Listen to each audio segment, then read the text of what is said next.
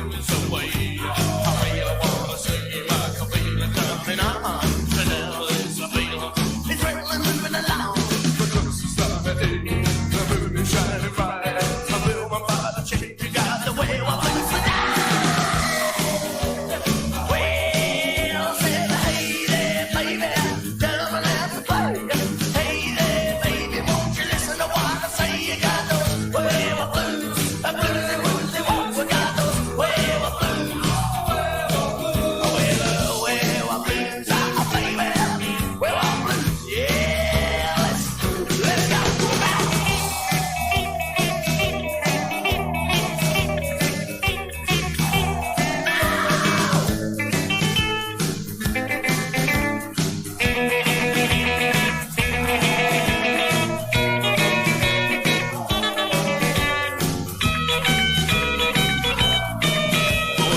When the sun's gone down, my blues are gone away. I'm afraid that someday, well, my blues will be here to stay. So I hide away in darkness, hide away from the sun. And now this I feel is really moving along.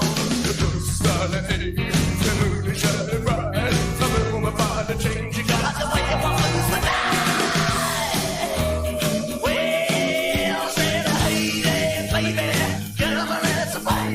Hey there, baby, won't you listen to what I say? You got those way I blues, the bluesy, woozy, woozy. We got those way I blues, yeah. Way I blues, sugar. Way I blues, yeah. Let's go again. Oh, yeah. Let's go.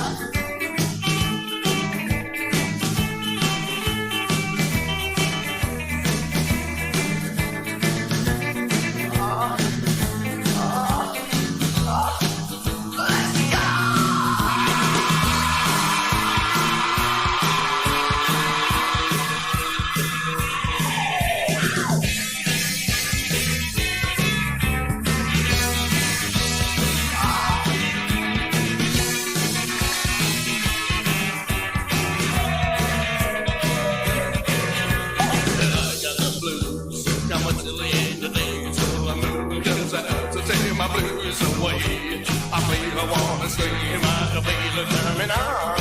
And now this I feel, it's really moving along. The close is starting, the moon is shining bright. I feel my body change, you got the way I blues tonight.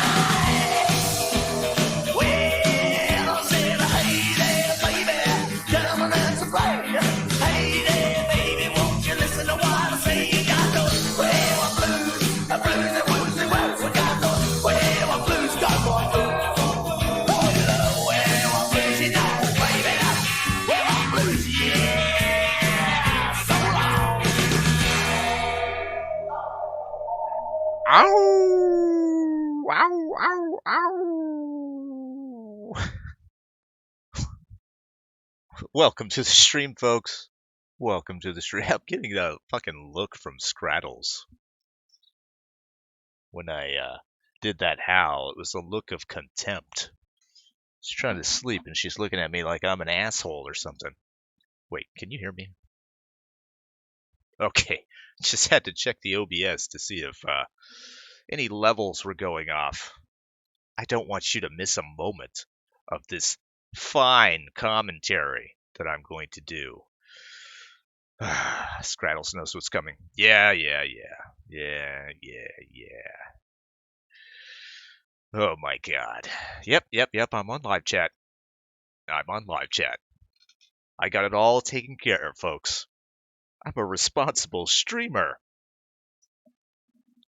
Speaking of responsibility, one of our main responsibilities is handing out these wonderful stars. And Smile is getting another gold star. Jesus Christ, Smile. Save some gold stars for somebody else. All right, let's see if you'll catch it. Not even looking. Not even looking. All right, let's see if Figs does any better.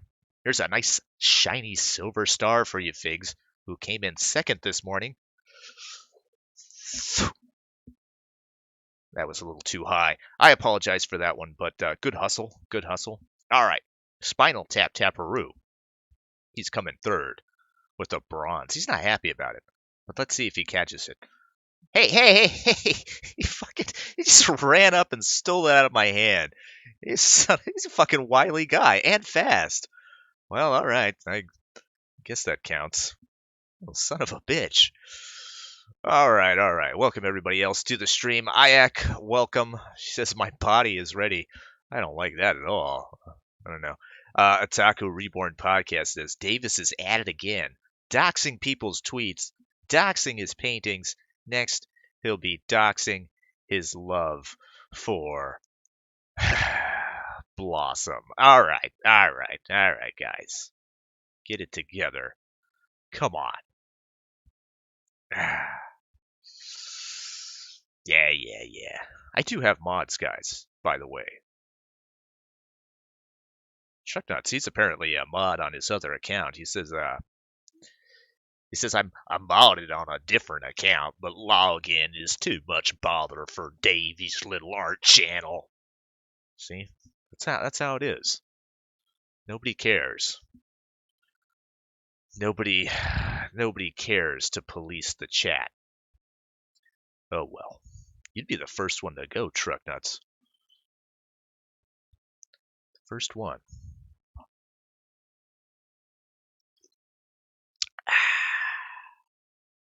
Anyway, yeah, welcome to the stream.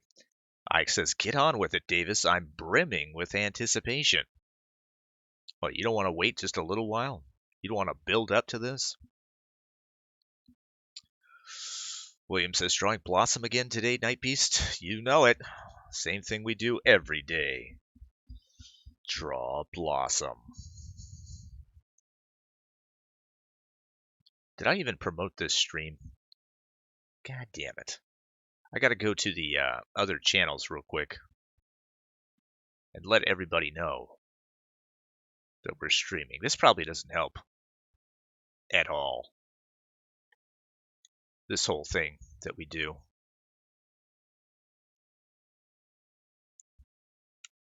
But we have to do it. Especially since I found a whole new Discord channel to promote my stuff in.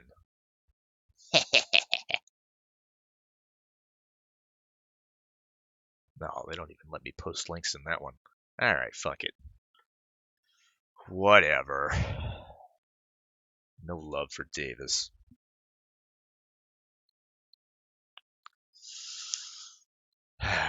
Yeah, right. Truck nuts. Stop helping. Where are you promoting now? Oh, Sisu was good enough to give us a you found another alley. And her name is Miss Alligator over on Twitch. Apparently she draws Pokemon characters, or at least she did when I checked in on her. So I figured I'd cast a wider net into her Discord. But whatever. See, Davis is doxing his live chat. No more of this. She's a wonderful ally. Yeah, she is. She's quite fetching, it must be said. Russia Bunny? Did I read that right?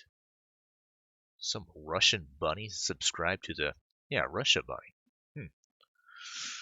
Now we're gonna be accused of colluding. Gonna launch a 3-year investigation. Why are these Russian bunnies subscribing to your stream, Davis? Sorry. It's just what I do.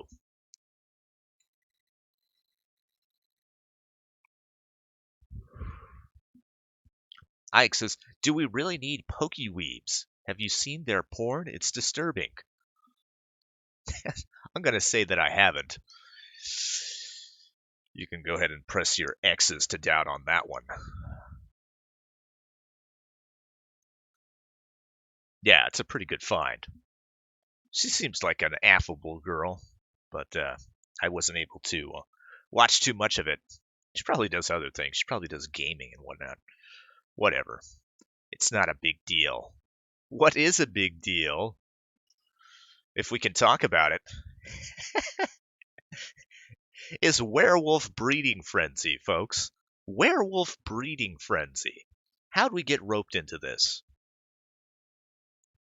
I know that Bloodtoker wanted me to wait before I even started the stream. So you'll have to tell me if you want to wait a little while before we dig deep. But I did want to mention this. It starts with a little preface that says this ebook is licensed for your personal enjoyment only, and a bunch of this jazz. I tried every link so that I could buy this book. Apparently, it's only 2 pages long, and she was charging $3 for it. What was that notification for? Let me check real quick. Ike donating $2 to the stream. Davis, read porn to me. God damn it, man. Jesus Christ. Hold your horses. Dear God.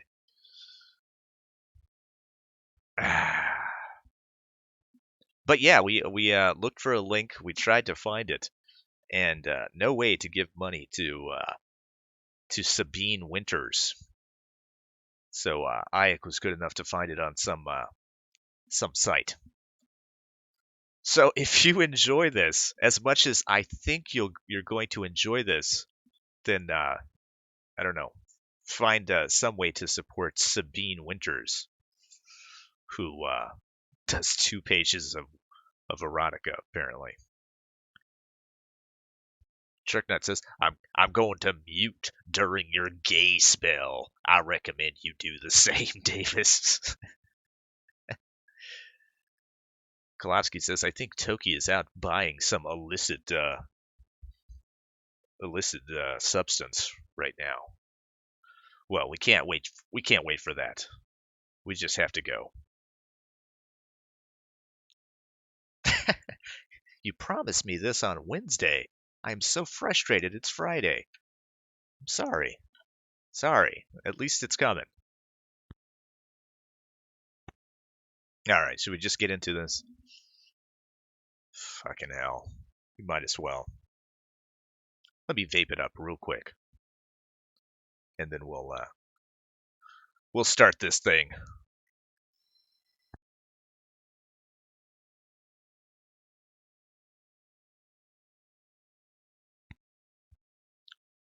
Russia Bunny says it's just straight porn.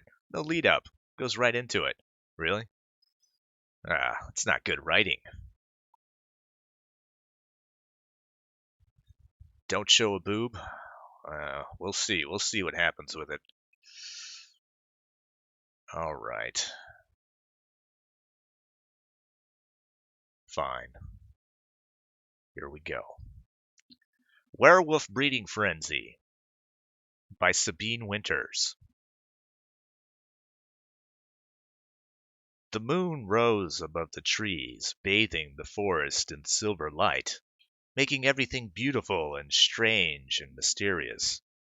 It was only a sliver away from full, big enough to hang low in the dark, star-studded sky, and Katerina couldn't take her eyes from it. The wind blew through the trees. She shivered, clad only in a silky robe, nothing else. Her nipples pressed against the thin fabric. Katerina knew what was supposed to happen, what she'd been told would happen, but she had no idea what it would feel like. It was the second full moon of the sixth month, a blue moon. For the young women of her village, a blue moon falling in the 6th month meant a time of fear and hope, anticipation, and waiting. Because the night before the moon turned full was the only time that the werewolves could breed. And one of the women would be chosen for the privilege each time. Excuse me. The older women always claimed it was a privilege, and the girl who was chosen as the werewolf's mate was certainly treated that way. She was given everything she could possibly need, kept from working, fed good food and herbs meant to increase her fertility. She would be cosseted and cared for through her pregnancy, and respected for the rest of her life. The people of the village treated her like a queen. But all the girls knew what she really was: a sacrifice. When they had learned that the werewolves would be breeding this year, the girls of the village had flown into a frenzy. There was privilege and plenty of rewards that came with being chosen as the mate, and some girls wanted that, but other girls wanted anything but. Since only unmarried women were chosen, there had been more marriages in the first half of the year than there had been the 2 years before. Katerina had watched it all with bemusement. She didn't want to rush into marriage simply to avoid the possibility of being selected for this task. She had no lack of suitors, not with her beautiful auburn hair, green eyes, and apple red lips. But none of them seemed that serious. They only hoped she'd pick one of them out of an urge to avoid the mating. And she hadn't. There had been enough unmarried girls by the time of the selection that Katerina had considered her chances slim, and truthfully, she'd been relieved by that. They had been lined up, blindfolded, in the inn's courtyard. Katerina knew what was meant to happen. The werewolf's leader would inspect them and choose one, whichever one he believed was best suited to their needs, the most fertile, the strongest, not the most beautiful or the most talented. That wasn't what the girls were needed for. Some of the other girls, the ones who wanted to be chosen, had worn perfumes or revealing clothing, anything to attract more attention. Katerina had worn her usual clothes, done nothing special. She'd been nervous, of course, but she'd fully expected to walk away with nothing more than an interesting experience. Entire generations of girls grew up without a mating year happening, after all, and even this time there would be only one girl chosen. Which was why she'd been so shocked when it had been her. Being treated so well had been a pleasant had been pleasant enough, but as the day of the mating approached, Katerina had gotten more and more nervous. The last woman who'd been chosen years before had died in childbirth, normal childbirth, not too long ago. So she had no one to ask questions of. Matings were rare, and lifespans weren't that long, not even here. Violence might never touch the village thanks to the werewolves, but there was still sickness, and accidents, and all manner of other things. So Katerina had been alone with her thoughts, and what she could learn from the elders of the village, which wasn't much. The women chosen for the mating were always sent to the woods alone, and they rarely spoke of what transpired afterward. Why would they? Marital relations of any kind were private business, much less something well, like this, which was mystical and strange, and so very rare. Did I mention it was rare? It's very rare. It's so rare. And now Katerina was alone in the night, naked but for a thin robe, carefully walking deeper and deeper into the forest. The ground beneath her feet was cool and soft. No sharp stones or broken sticks waiting to draw blood. The looming trees, which might have been frightening on another night, were only beautiful in the silvery light of the moon. But As pleasant as the forest was, her anxiety only grew. Before her, the trees opened up into a pleasant woodland glade. In the daylight it would be the sort of place a gaggle of maidens might go to gossip and pick flowers. At night, at least on this strange, rare night, it was somehow mysterious and seductive, drawing Katerina to it. She stepped out from the trees, her bare feet enjoying the feel of the grass. Carefully, she walked to the center where the moon shone down. That was when they came out of the trees. The werewolves looked like normal wolves, but bigger, stronger. Their eyes gleamed in the moonlight, and when their mouths opened, sharp fangs glittered within. She lost track of them. They moved so quickly and quietly. Were there 5, 6, more? They circled around her, and Katerina felt her heart beating fast. It should have been terror she felt. She knew that. But somehow it wasn't. Maybe it was the potion they'd given her right before she left. Maybe it was the moonlight. Maybe it was something else entirely. But whatever it was, it meant that instead of fear, Katerina felt excitement. One of the wolves passing in front of her blurred, and there was a man there, tall and handsome, his dark hair shadowing deep gray eyes. His muscles were defined and strong, like none of the men in the village, and she could see them perfectly because he wore nothing at all. Katerina flushed deeply and averted her eyes. Then she paused. Was there really a reason to look away, besides her embarrassment? She was meant to breed with these men, these werewolves. She ought to at least look at them.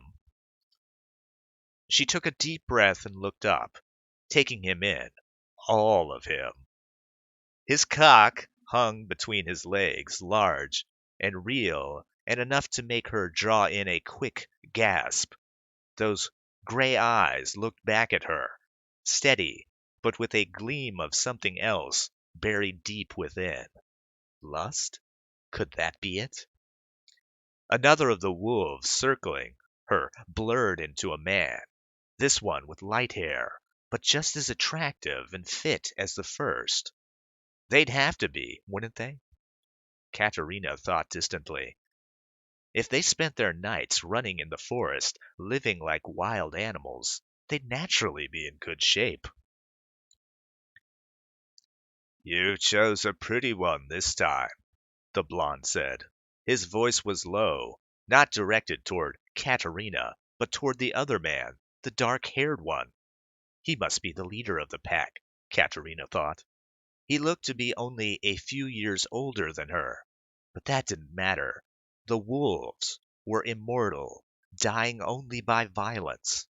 That is why they could survive, even with so few mating seasons. Pretty and fertile, the leader said, his eyes still on Katerina.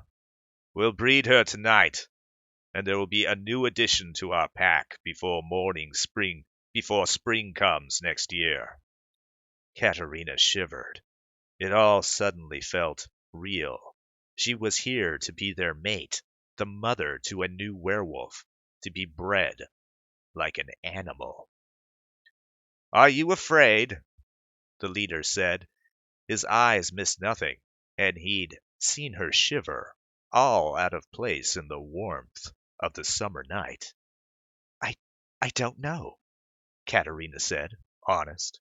She should be, she knew, and some part of her was, but the rest of her was excited, anticipatory.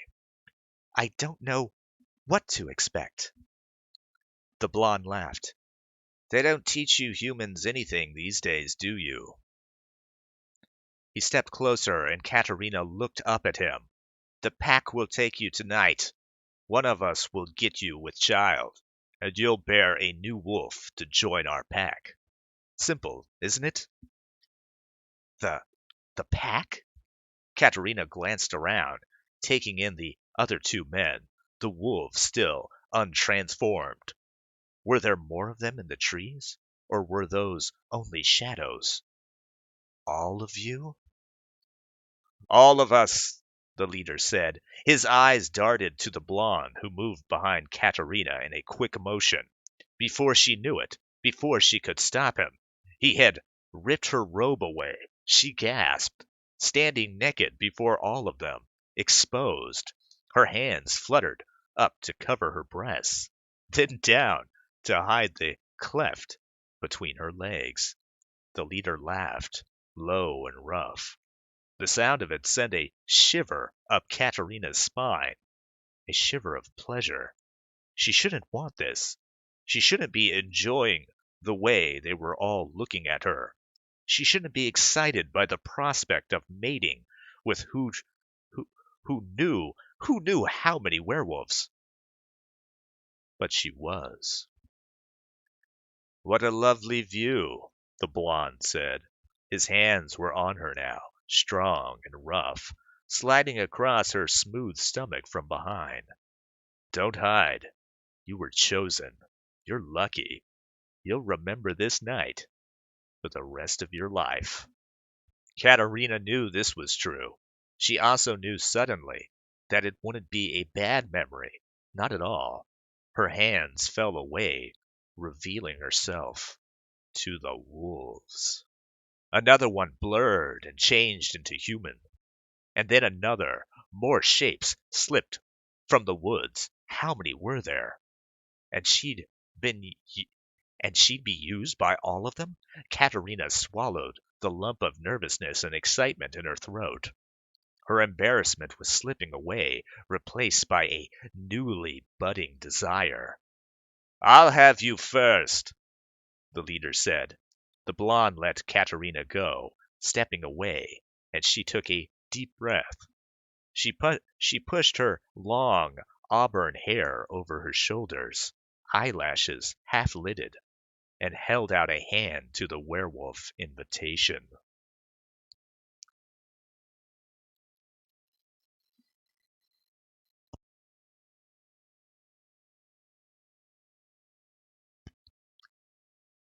Yes, my lord, Katerina said. She accepted this, accepted him, accepted what would happen. More than acceptance. She wanted all of that. He grinned fairly, a quick flash of teeth, and then was on her. Pushing her to the soft grass, the werewolf leader began to explore her body. He wasn't gentle or careful, but his rough, demanding caresses lit her desire far more than the gentleness would have. His hands seemed to be everywhere. His lips were on hers, his tongue plundering her mouth, and she yielded to him completely. Katerina's blood seemed almost to be burning within her with the heat of her desire. Though she'd felt inklings before, all of a sudden it was full and complete. The forest glade seemed to change into a bordello, an orgy. Was it more of the werewolves' magic? The effect of their rare mating season? It didn't matter. Whatever the reason was, Katrina wanted all of them now. She wanted them working within her, fucking her, filling her with their wild seed. Dear God. She gripped the werewolf leader, pulling him closer in encouragement. He spread her legs roughly, settling between them, and she saw that he was hard now, his stiff cock pressed against her warm, wet pussy, ready to ravage her and fill her, and she moaned. Then he was thrusting into her. Katerina's world exploded in pleasure. It was as if something she'd been missing for years had been returned to her. There was no pain, no hesitation, only desire and pleasure as the first werewolf claimed her body. The mating was about need, nothing more and nothing less. He moved inside her, hard and rough, sending waves of pleasure through her. Katerina knew it was only the first of many, the leader deflowering the werewolf's sacrifice, and she wanted more already, so much more. He moved inside her, pressing rough kisses to her face and shoulders, biting softly sometimes. His thrust became harder and she moaned, feeling pleasure rocket through her. His hard cock seemed to fill her completely, touching spots she'd never felt before. The other wolves began to howl. Their leader thrust into her once more, then again, and then he released inside her. His hot cum filled her, and another wave of pleasure went through her at the sensation. The hot, sticky wetness inside her. It was perfect. It was what she wanted and what she was here for. The leader pulled out of her, leaving Katerina bereft and cold as the other wolves howled. He looked down, meeting her eyes, and grinned that wild, feral smile that made a shiver run through her, built her passion to a fever pitch again. Then the blonde was settling between her legs, thick cock erect and ready for her, and Katerina remembered with a jolt of desire that they would all have her tonight. It didn't matter whose seed took root in her, as long as someone's did, and to ensure that they would take her over and over. He smiled and turned Katrina over, pushing her up into her hands and knees before he thrust himself inside her. He took her like an animal might, rough and hard and dominant, and Katerina moaned with each thrust. Another man, another werewolf, knelt before her, and she felt his cock pressing against her lips. Logically, it made no sense. He couldn't breed her that way. But the lust and desire of the mating ritual was filling the clearing. They all wanted her. They all felt that hot, needy lust for her nubile body. And some of them didn't want to wait. They would take her, like the blonde later, perhaps. But for now, her mouth was just as good. Somehow Katerina knew that without having to be told, she could feel the lust rising within all of them, taking them over, turning them into a nearly mindless orgy that centered around one thing, her, and she rose with it, wanting everything they could give her. She opened her mouth, taking the werewolf's cock past her red lips, and began to lick and suck. It didn't take much effort, not really.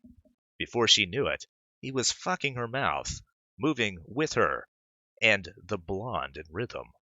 They held her between them and fucked her hard in tandem, the blonde plunging into her tight wet pussy while the other werewolf fucked her throat. And it felt good. It felt amazing. Katerina gave in to the lust and the mating and let herself be used. The blonde came inside her not long after, filling her with his wild seed, and moments after he pulled out of her, he was replaced by someone else.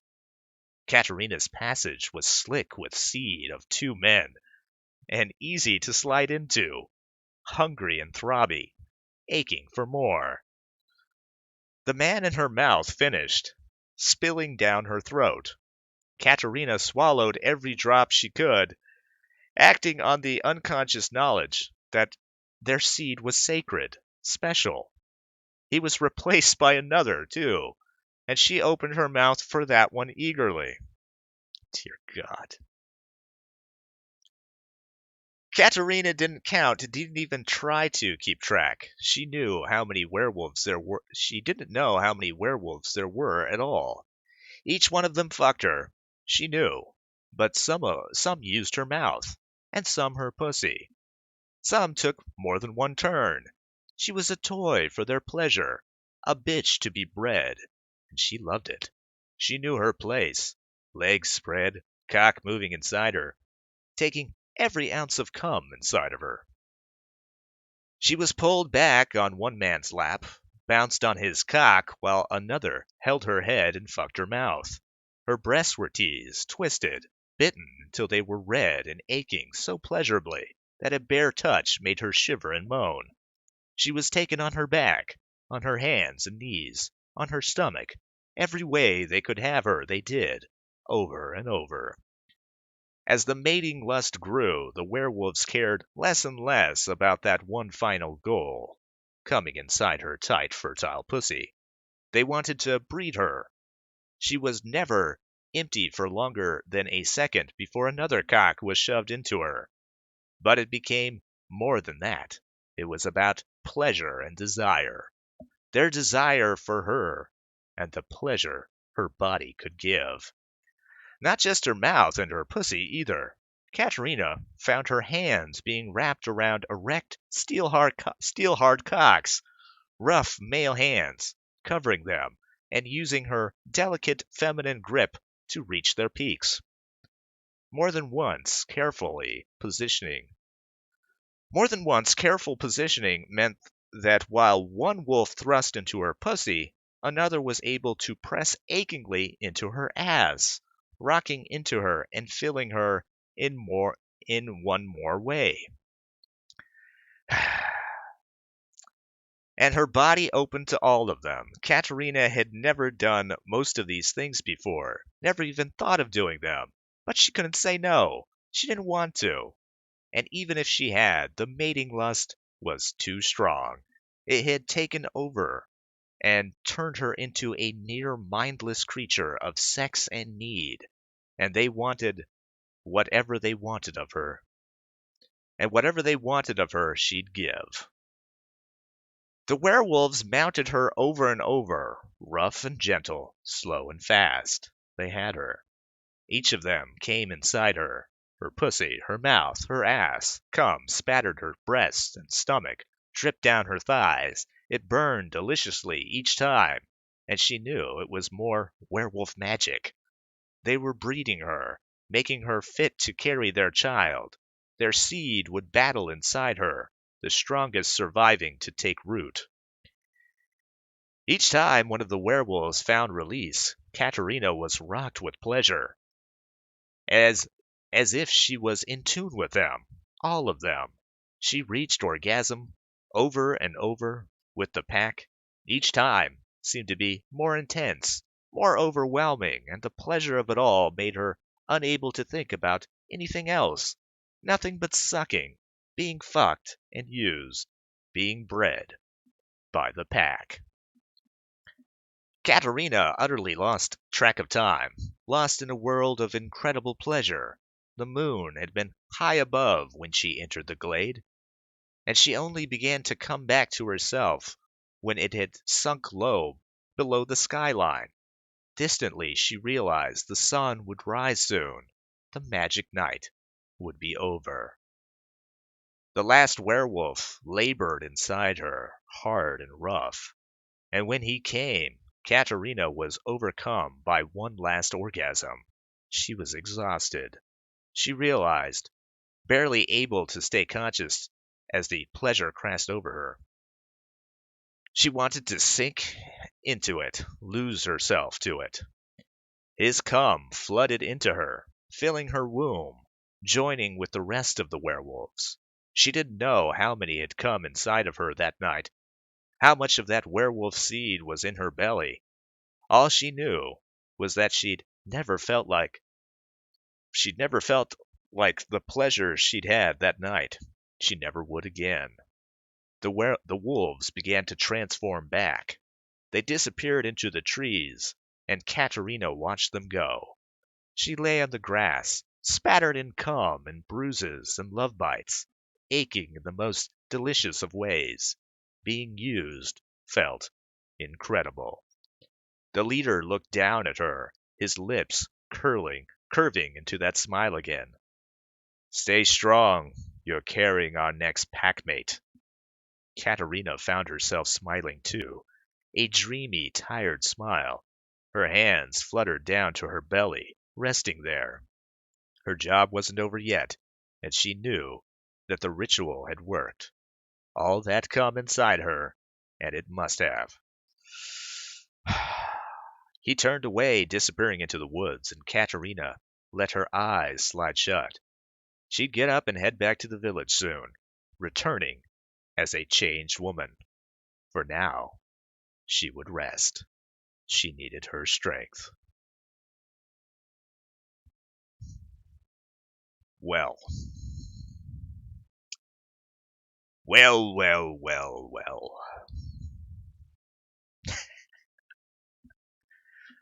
A bit of a dogging there. Dear God.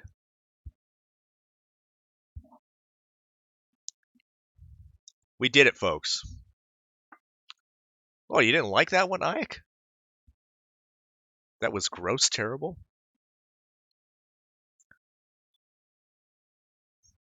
It's not fun terrible? Well, that's how it's pretty much science, isn't it? Hashtag never again. This is just how werewolves breed. It's not even not really even a story. It's more of a scientific account.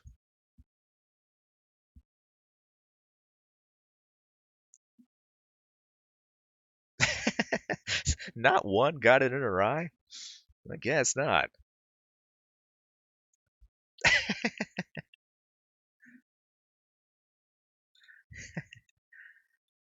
Yeah, if anybody's from Alligator's Discord, we apologize for that. We don't do that often. In fact, we won't ever do it again. Because that was disgusting.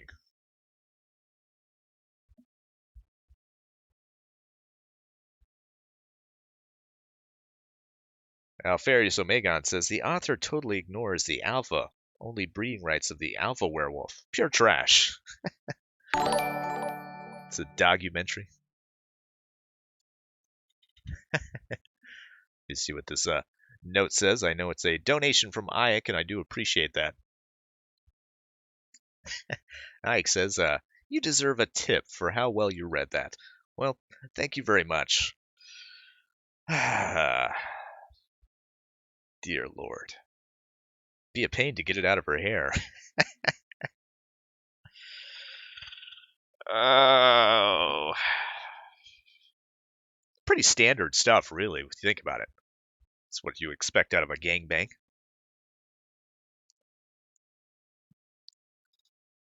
Not one of them turned into a werewolf while, fuck it, we won't mention it.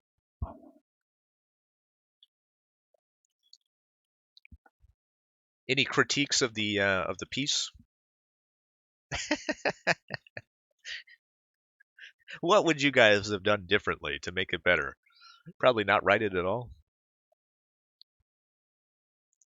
I know. I know that Ike pre-read it and said it wasn't as good as some of the other stuff that she's read. But it seemed more or less fine with me. I'm glad it was short.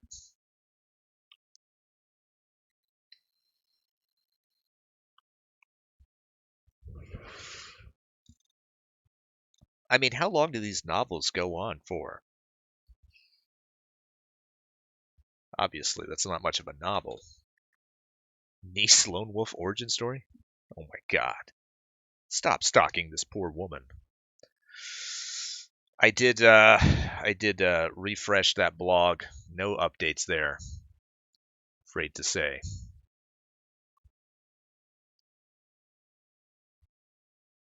She probably looks like she dipped herself in Elmer's glue. Probably. I can't even look at this girl now. Don't worry, Morgan. You won't be ravaged by werewolves. Or maybe she will. Who knows? Maybe we've gotten inspired. Dear God.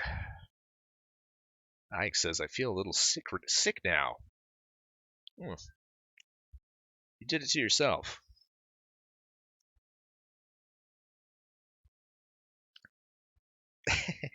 At the end, the place would have been nuked, quarantined, and then nuked again, just in case.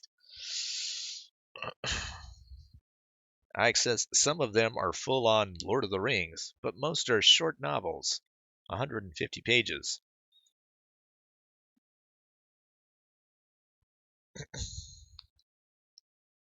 They generally write series, so different characters in the same universe. Ah, okay.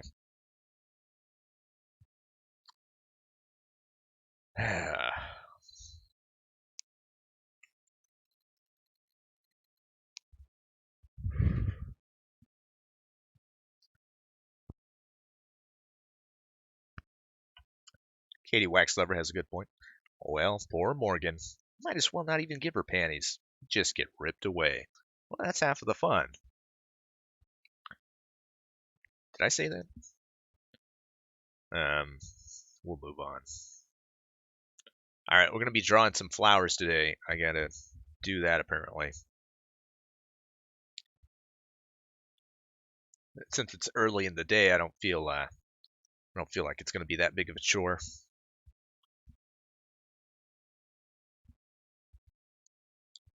I didn't pick that one. Y'all did.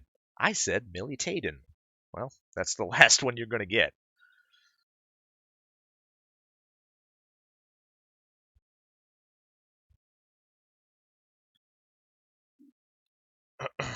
Nukamal says, I'm back and it sounds like we're back to normal. Yeah, we're a little shaken. We're a little shaken by the whole thing. But hopefully we'll be all right. All right. God damn it.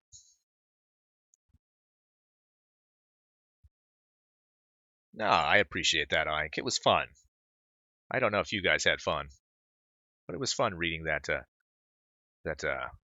disgusting story about a girl being filled with cum.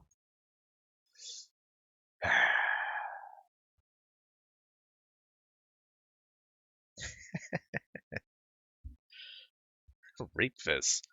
I don't like that lore. Only fun if they're edible, Davis. Oh my god. Anybody ever engage in that sort of thing? The edible underwear? Never did that myself. I want you guys to out your all your deviancies.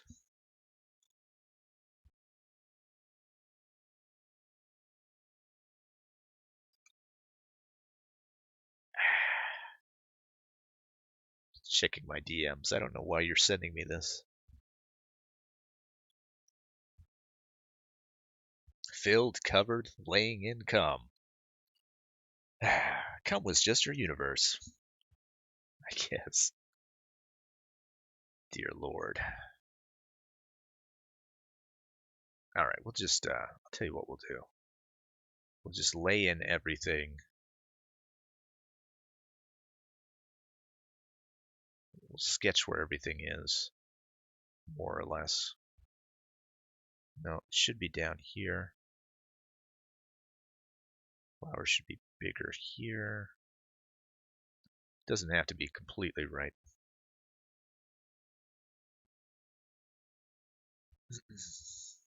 Spinal Tap Tabaroo says, I just come back to edible underwear. Hi, everyone. How y'all doing? We're all a little bit flummoxed, I guess.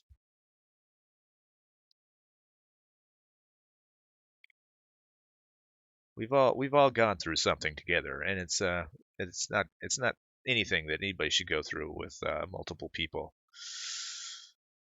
I guess it's what it feels like when you're out dogging it up. Probably not, though. Kolaski says, all underwear is edible if you're dedicated enough. Ike says, I once smeared chocolate mousse on a girl and spent 30 minutes licking it off. Does that count? I guess. Sounds like a commitment.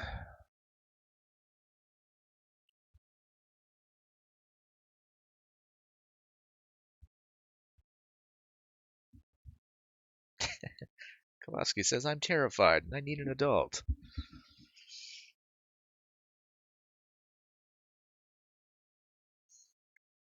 Ike says, trauma brings us all closer, just not as close as Katerina and the wolves. We'll always have that, guys. We'll always have that. No matter what happens, we'll always have Katerina and the wolves. You won't get that on the Kumite. Dear Lord.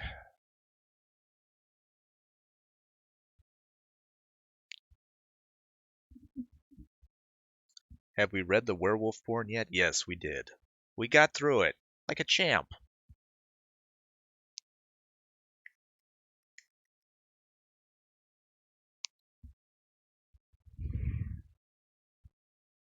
Russia Bunny says, I think it was only 2 pages, because even the author got traumatized by this. Hey, I think 2 pages is a blessing. Dear God. I'm glad we didn't get the birthing scene.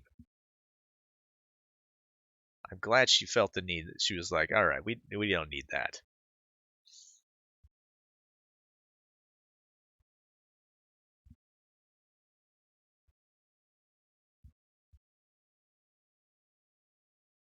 I should have put the flowers on a different layer. But I'm cursed to be stupid, I guess.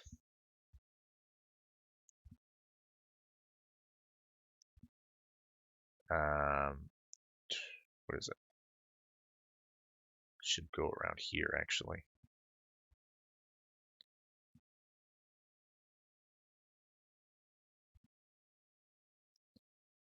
You're not the only one cursed with stupidity. Hannibal O'Neill says, pretty sick shit.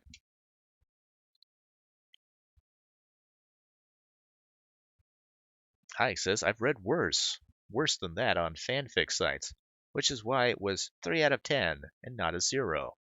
But these people genuinely think they're writing amazing gold. I think for the most part it was pretty well written.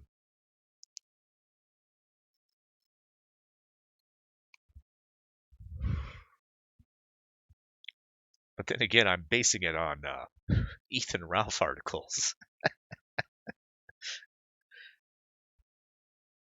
Seemed like she had some. I mean, you knew what was going on.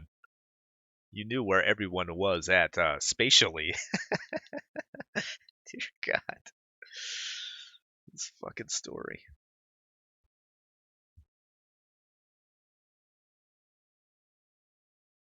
God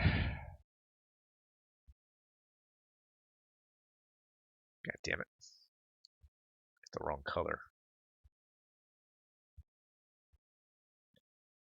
Probably shouldn't even see this flower.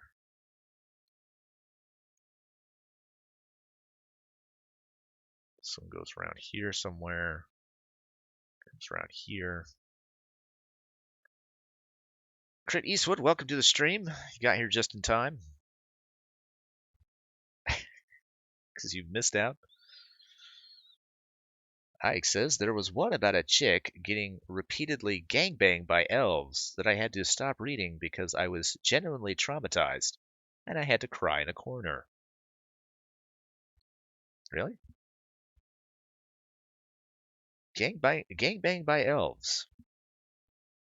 Was that the title? Please tell me it was the title.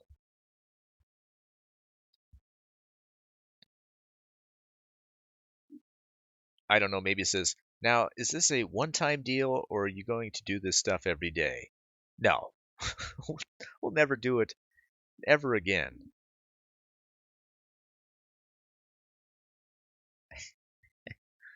Ike says, you don't want to know, Davis. You don't want to know the title.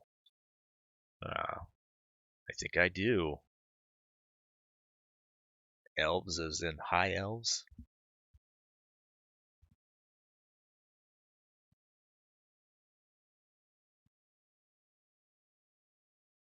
No, I'll read all my erotica on my second channel.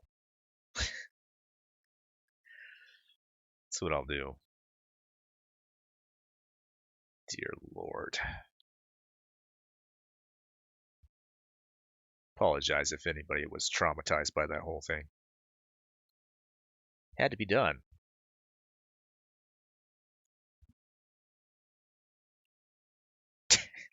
Katie Waxlover. An elf gangbang? They're gonna need a ladder. Well, was the girl that they were gangbanging, was she an elf too? Or was she a dwarf? One of those bearded dwarf women. What's your second channel? I don't want to let you know. No, I only have the alternate beast channel.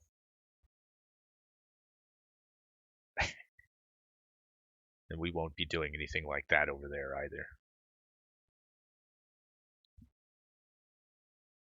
Should probably move this over here.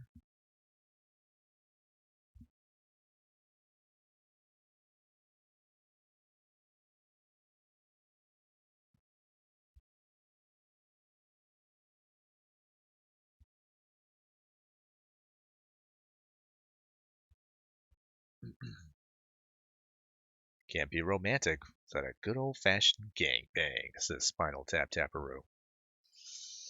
I guess not. Apparently the ladies love them. Apparently not just in fiction. As we all know, dogging is a thing.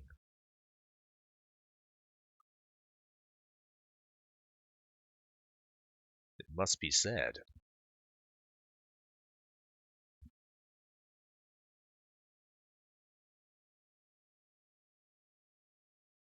Now I'm going to be on the internet looking specifically for dogging in my neighborhood. But dogging, the werewolf dogging. Come out with my my full body werewolf suit. It was a fairy. Elves versus fairies. Oh my god.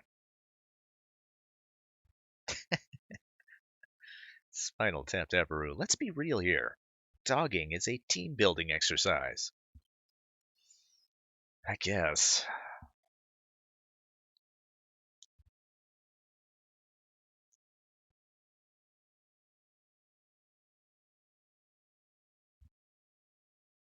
Can you imagine going with your mate to a dogging? It reminds me of a story. I was hanging out with a friend of mine back in the day in New York, and I strongly suspected that he wanted me to pick up a chick. So he was picking up a chick, and he wanted me to pick up this chick so that we could go back to the hotel and do one of those things. It's just not for me, guys. Ugh. Even the idea of an orgy, like a real life orgy, makes my skin crawl.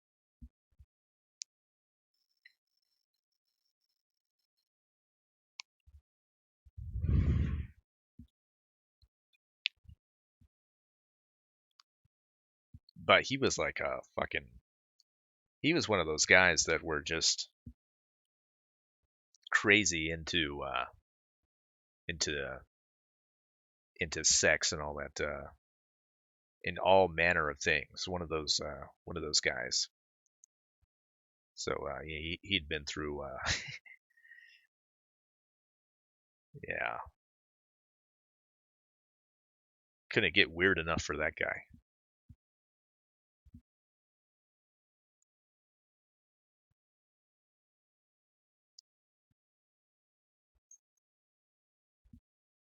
Mr. Kerwin, welcome to the stream. Greetings from Finland.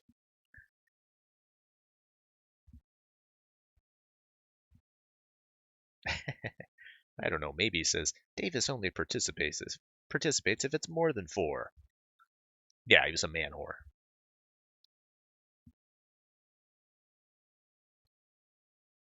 Yeah, he was one of those guys that, sex and all that shit was part of his identity. Not ashamed to talk about it. And all the women knew, and most of them were fine with it.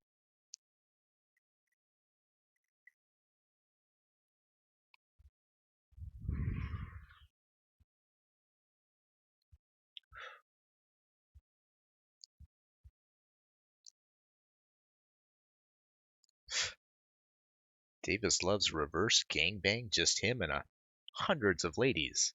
Davis wants death by snoo snoo.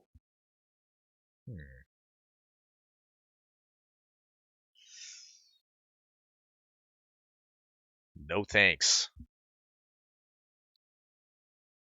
I think one girl is more than enough to deal with. Can hardly deal with that, to tell you the truth.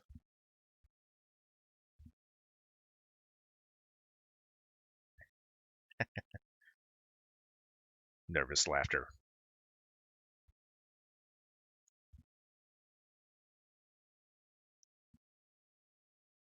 Anyway, we can talk about something else. Anything else happening in the world? Dear God. Are we going to war yet?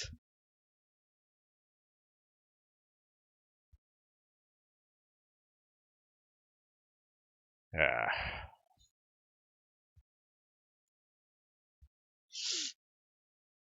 God damn it, Mr. Kerwin.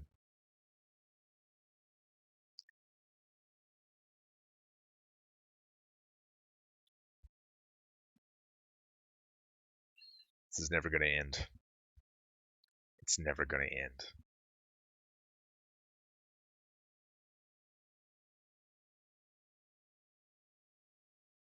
If I ever leave the internet, it's going to be because of that joke. Just going to let you know.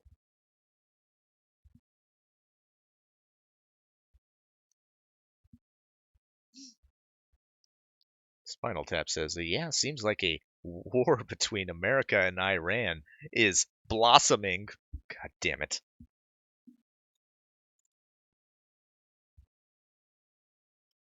Son of a bitch.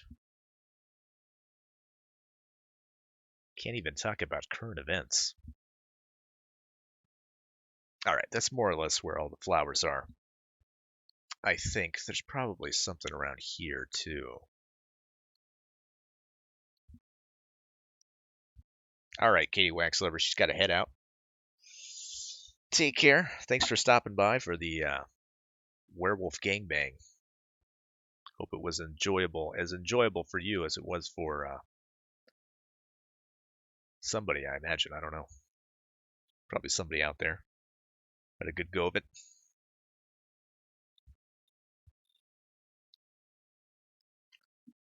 Blossom is a mind reader now. Apparently. Yeah, I did see, I did listen to the show yesterday. Wasn't always able to comment on it. But I don't know. I thought that show was relatively enjoyable. I laughed multiple times. The mind reader gimmick was a bit long on the tooth, but even that became pretty funny towards the end.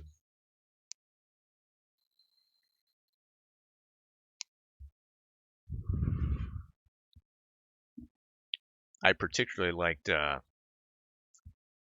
See, I remembered it because I liked it so much.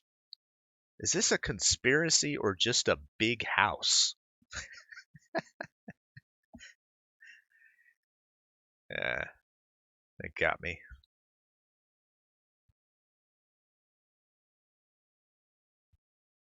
Not exactly sure what happened at the end of the stream there. Apparently, I don't know if that was real or kayfabe. Tonka leaving the show because of something Akujin said. What did he say? Does anybody know?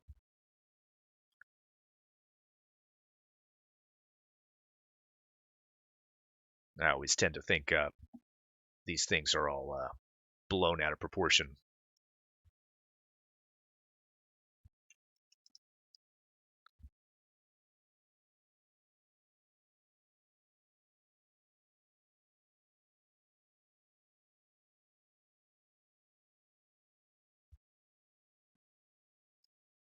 Something about the show being bad. Oh, okay. Well, speak truth to power, I guess. Excuse me. Got caught up.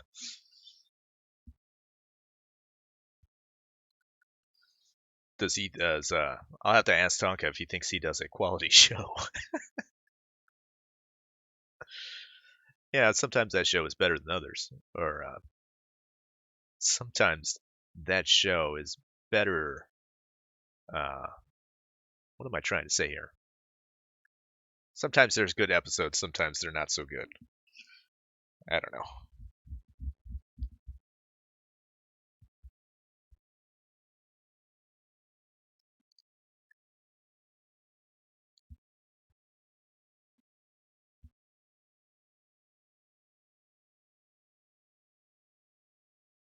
There was drama at the end of the Kumite?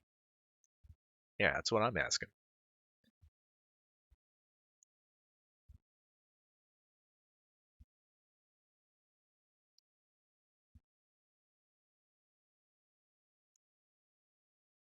Okay, and then there's a flower that goes up here somewhere.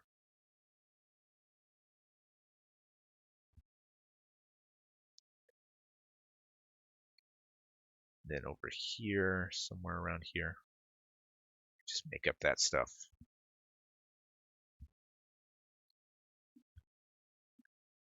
Yeah, that's the impression that I got. Spinal Tap Taparoosas. I think they were just messing about, to be honest. Yeah.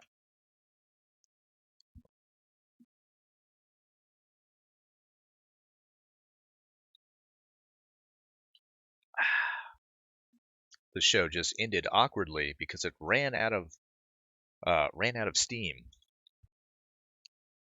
as it tends to do.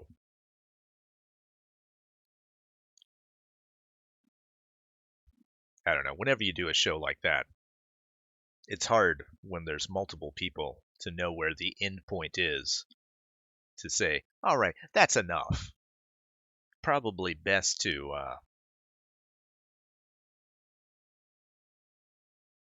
have a clear uh,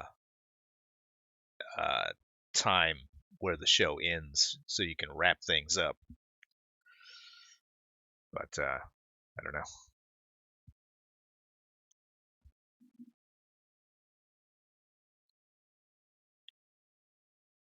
Welcome to the Discord, Russian Bunny. Have fun in there.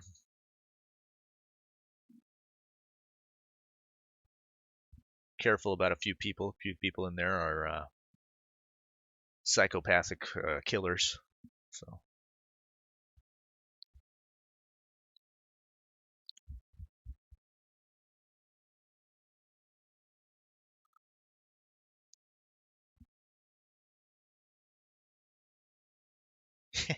yeah, in the 12th hour, that's when the show should probably be put out of its misery. I don't know. Personally, for me, I think 3 hours is probably more than enough. But who knows?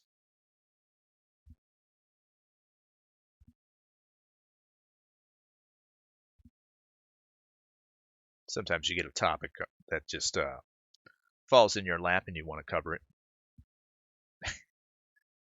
Because we're a news channel, right? All right, let's put in some color here. I guess we'll go with red first.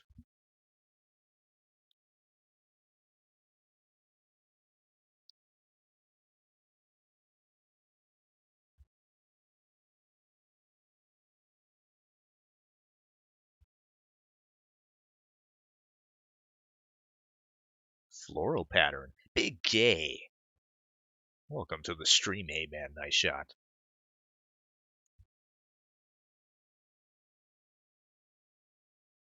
Well, you don't have to wear it.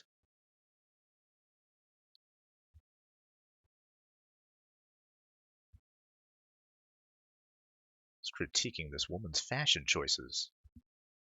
What a jerk.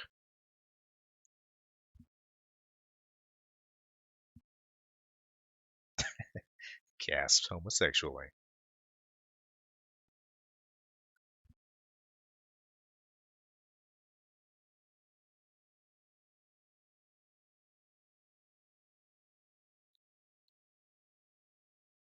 Don't wear the floral dress, or the beast will get ya. Yeah, the beast is gonna get you no matter what.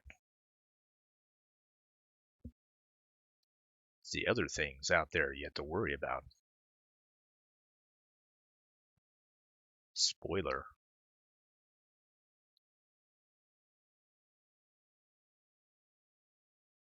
What do you think, guys? Should I just should I have a whole narrative path where she gets accosted by a pack of werewolves?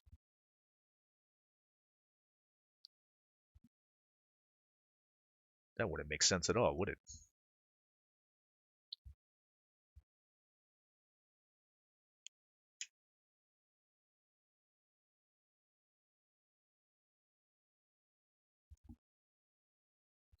There's probably a few things in this game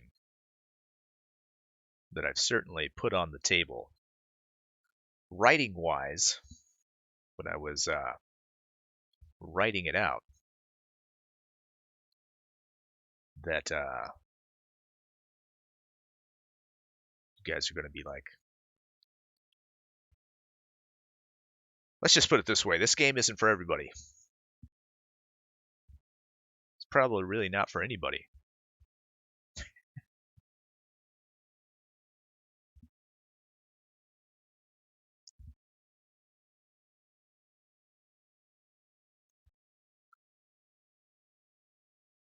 Yeah, the Wolfbang path.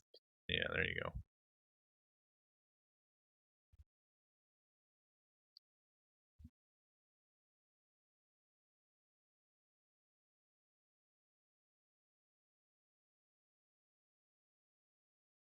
Probably going to be able to make some deviant choices. Let's just put it that way.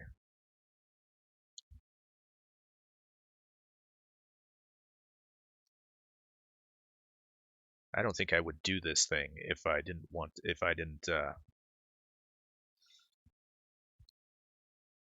do something shocking.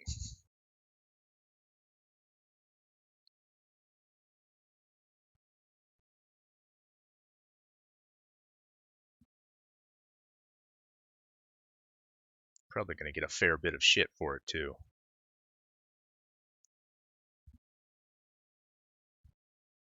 Put glowing red eyes in the background. Yeah, we could do that.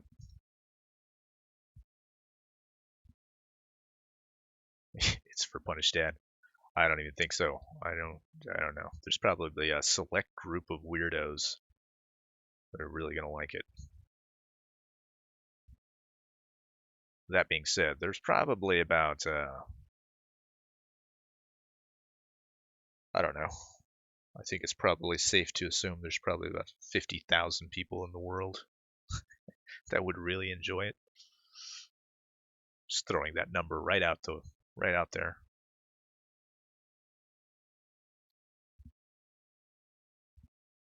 If there's only like 50,000 people in the world that are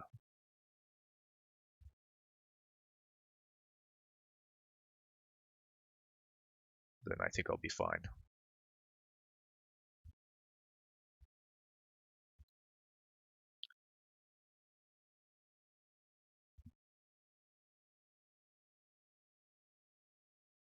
What game is this?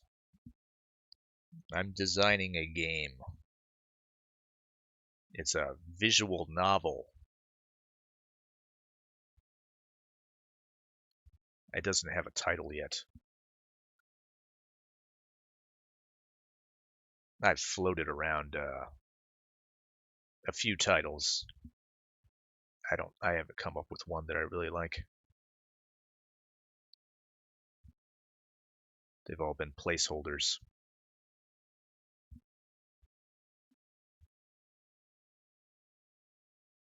Smile says, "Oh, good, the live reading is done. Yay!" Yeah, we got through it. We could recap. We could go back to it. We can read it again if you want. We could try to find part 2 when she gives birth to the baby and they come back for round 2 because the baby is that's the other thing about that story. You, you think there's that scene in the second chapter? Well, he's got your eyes. Yeah, but he's got your ears. Well, he's got your tail. Dear God. No, sir. Don't read more. Hashtag no bully. That's okay. All right. You stop saying this is the deal. You stop saying that I'm painting Blossom, and I won't read any more erotic werewolf fiction. How about that?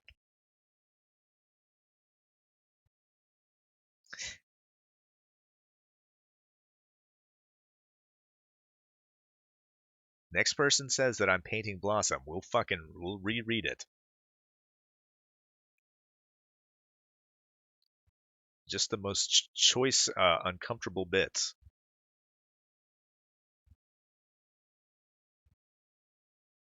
That's not going to work out well for me, is it? Now Ike is just going to be talking about Blossom the whole time. Can't win. I can't win.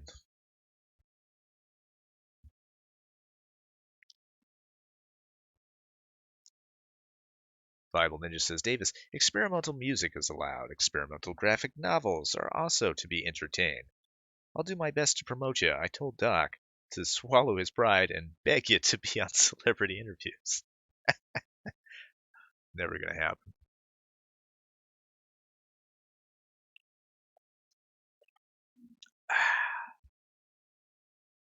Russia Bunny says, I might have traumatized myself to the second chapter of that story. I can get therapy. No, you can't. It's always going to be a part of you. Nothing. We didn't say anything about you, Ike. It's fine. Go back. Go back to whatever you were doing.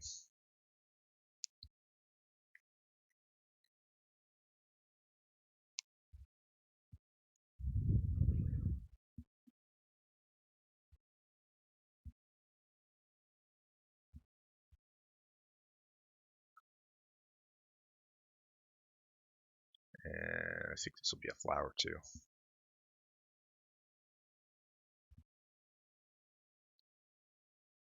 And this will be a flower.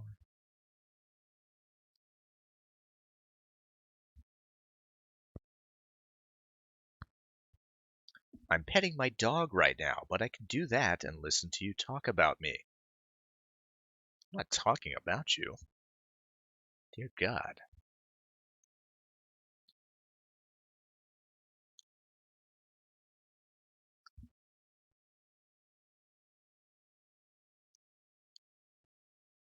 But give the good girl some pats for me.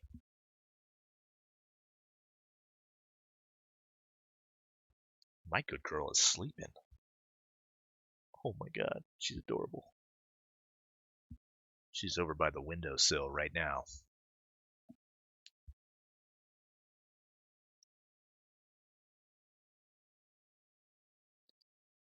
Yeah, I know. Ike says, you've really made your life harder with those flowers. It's true.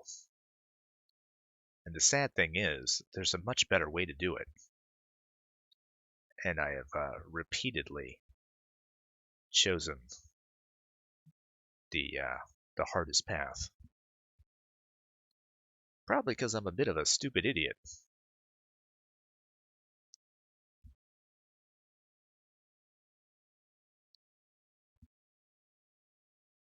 must be said.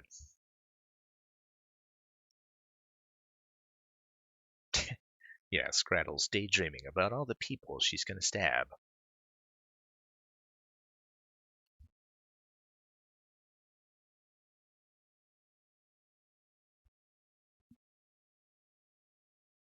My good girl was sleeping, and she heard me chewing on something and came running. Still too hot for good girls.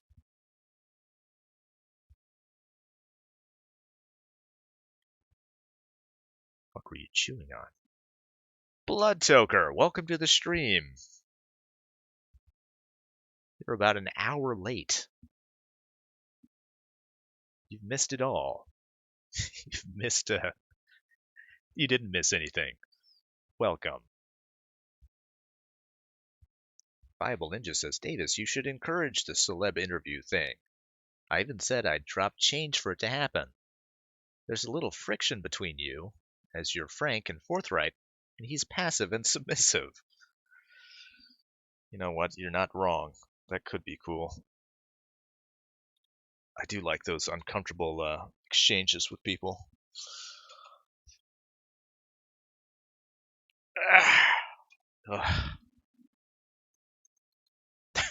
You were supposed to wait until I got back to start this stream. Hashtag flagged. The stream waits for no one.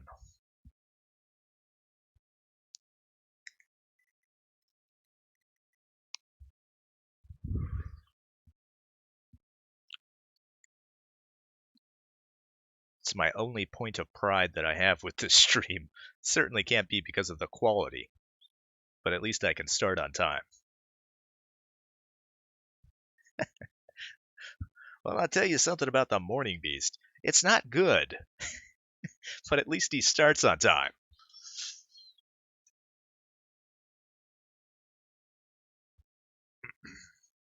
Oh, thank you. The dress will coming together so I can rip it apart. Dear God. Toker, get him to read it again. Ask which co-host he's drawing. God damn it.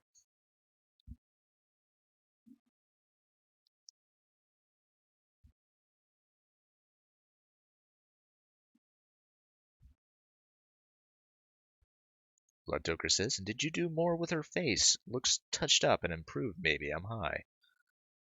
We are always refining it just a little bit as we move forward.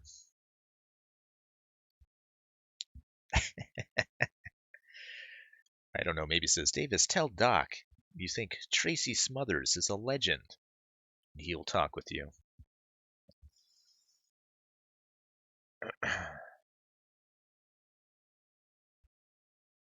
No, you guys should tell Doc that I'm the closest thing that he's going to get to getting Mr. Medicare on his show.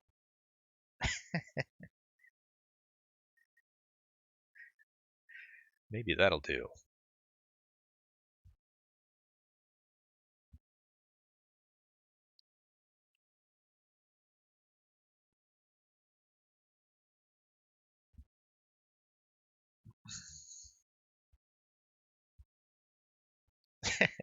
That's a good synopsis.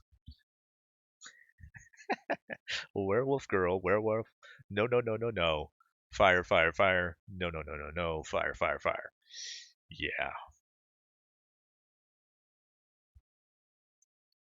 Side note, doing much bantsisms today or saving until more facts are in?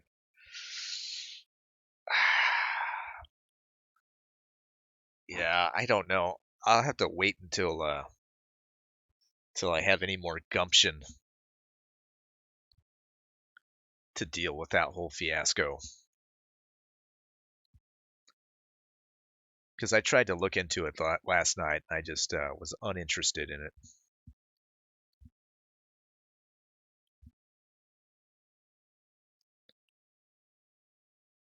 Probably because I was working all day.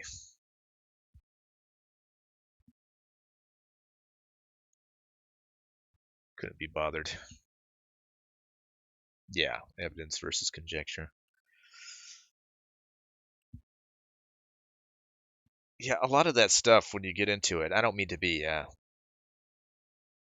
I don't know, to talk nebulously, but I don't know. In fact, yeah, I won't even talk about it. We'll just move on.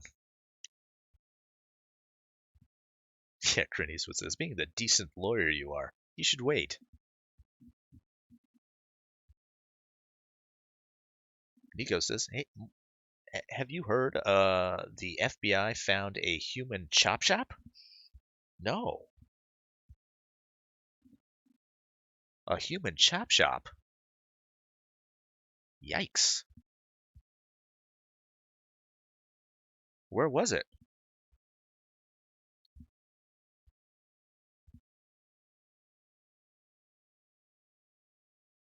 Wasn't in my basement.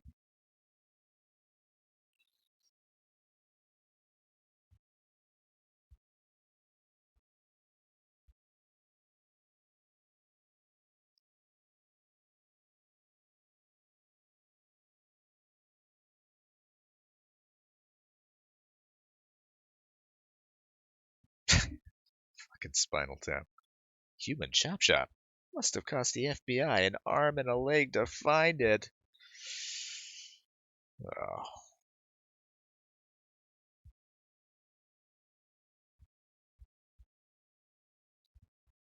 Bible Ninja says, Doc is still a little sore about you calling him a pathetic, hypocritical pussy. I told him I call him that as well, but I'm his new intergender champion of the world. Kumatar is going to be his greatest of all time. Altcentric says Davis is more lawyer like the other YouTuber lawyers I've seen. Well, let me show you guys. Don't mistake me here. I am a real lawyer. Clint Eastwood actually doxed me a little bit, just a little bit of doxing.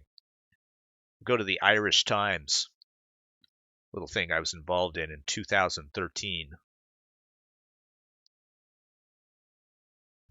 Bradley Manning's attorney, David Combs, said he hoped a Fort Leavenworth prison would do the right thing and grant his client access to hormone therapy for treatment of the former Army intelligence analyst's gender identity disorder. Yeah, that's right. That's what I did. What have you been doing with your life? While I was trying to get Bradley Manning to become a woman. Success. A little bit of success there. No, I'm not getting the sex change. Did you not read the article? Davis Scrattles and Kind of Ellen, attorneys at law.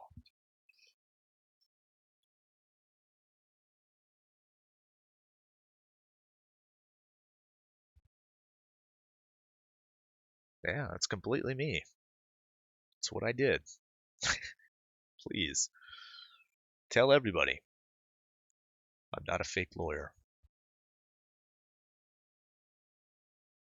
Is that your dog, Ayek? Looks like a good boy.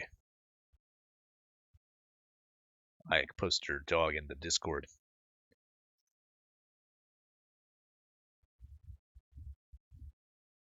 Nico with more details for the story. Our man in the field says, according to Reuters, agents ultimately found 1,755 human body parts at the facility, filling 142 body bags weighing 10 tons. Jesus Christ.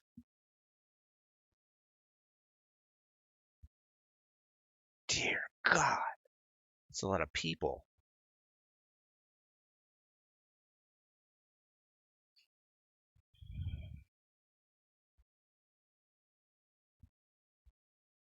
Yeah, I didn't. I only read a part of a Bubba post. Yeah, I can't read that shit, especially seeing my name there. Crucial Bunny says, "Why are you not painting Blossom? Do you not respect her?" It's a little.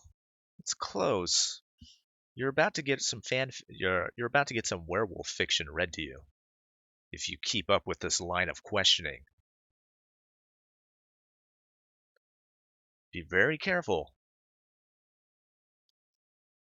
Be very, very careful.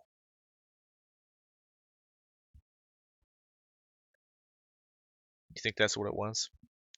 They were organ harvesters? Guess it could have been.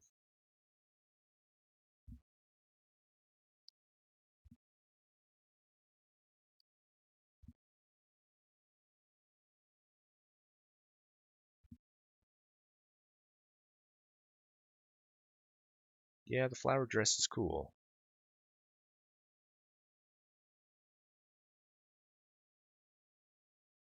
It's just not something you would wear camping. What am I doing here?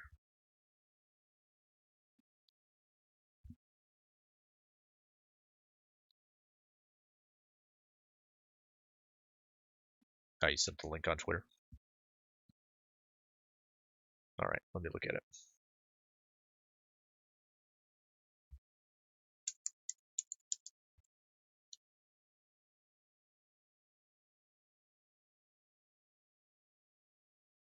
Oof. Why is Gizmodo reporting on this? Was Blossom the protagonist in that werewolf orgy? No, that was Katerina. Katerina.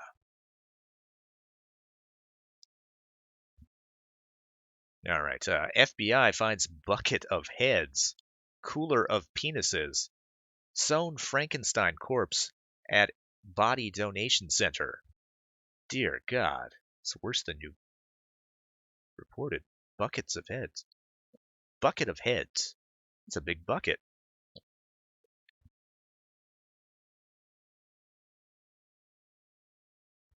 In 2013, federal authorities began investigating shady body brokers. Investigating shady body brokers, businesses that sell donated bodies for research purposes, such as Arizona's for-profit Biological Resource Center. That company was shuttered following an FBI raid in 2014, but eyewitness details are being made public for the first time, and they're almost too grisly to believe. In a sworn statement, former FBI agent Mark Quinar stated that he saw various unsettling scenes at BRC, including infected heads, a bucket of heads, arms, and legs, and a cooler filled with male genitals. The Arizona Republic and KTVK report. Additionally, Quinar says he discovered a macabre wall hanging, a woman's head sewn onto a man's torso in a Frankenstein manner. Dear God. According to Reuters, agents ultimately found 1,755 human body parts at the facility, filling 142 body bags weighing 10 tons. Matthew Parker, another former FBI agent who worked on the BRC case, told Reuters that moving body bags from the facility resulted in a PTSD diagnosis. Yeah, I can imagine. I couldn't sleep at night after seeing that, said Parker. It looked like a junkyard chop shop where they're just ripping things apart. Quinar's testimony has come to light as part of a lawsuit by 33 people who say that BRC acquired their family members' bodies through false statements. Plaintiff Troy Harp, who gave his mother and grandmother's bodies to BRC, told KTVK that he believed they would be used for scientific research. Cancer and leukemia and whatever else, using sample cells, said Harp. That's what I was told. Reuters, however, reports that at least 21 bodies donated to BRC were later used by the U.S. Army for blast experiments to study the effects of roadside bombs. The BRC case may be a particularly gruesome example, but it points to larger issues of transparency and regulation in this little-known industry. I'll say. Often offering free cremation services to grieving families, body brokers sell donated bodies on a research market where a human head can be bought for as little as $300. Documents show that BRC priced whole cadavers at $5,000 in 2013. In almost every state, selling non-transplantable human body parts is legal as long as they are not fetuses. In recent years, Arizona and Colorado have passed laws to regulate body brokers, but the vast majority of states do not have explicit rules for how donated cadavers must be stored or sold. After pleading guilty to illegal control of Enterprise, BRC owner Stephen Gore, his name is Stephen Gore. His fucking name is Stephen Gore. BRC owner Stephen Gore wrote in a letter to a judge that the business was a labor of love that had overwhelmed him. This was an industry that had no formal regulations to look for guidance, he wrote. Gore was ultimately sentenced to 1 year of deferred jail time and 40 years of probation. Harpcourt told KTVK that he wants more federal regulation of the industry. This is a horror story, said Harp. It's just unbelievable. This story is unbelievable. Wow. Zowie. Wowie zowie. You never think about that. Body brokers, huh? Huh. I guess they got to get bodies from somewhere. $5,000 for a body. Good to know.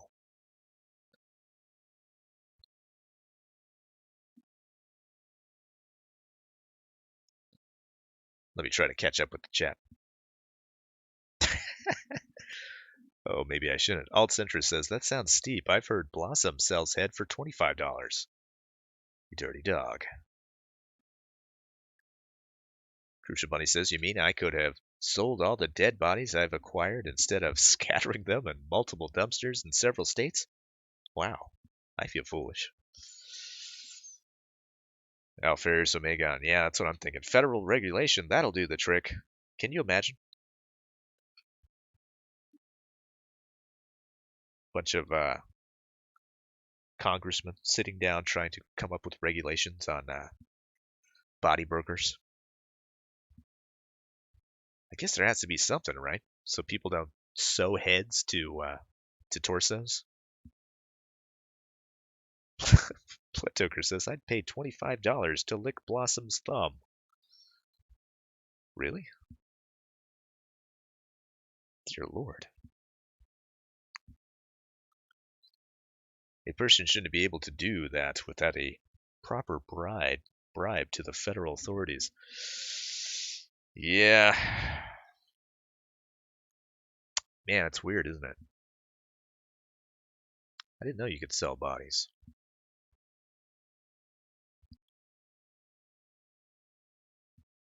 $5,000 for a whole cadaver, guys.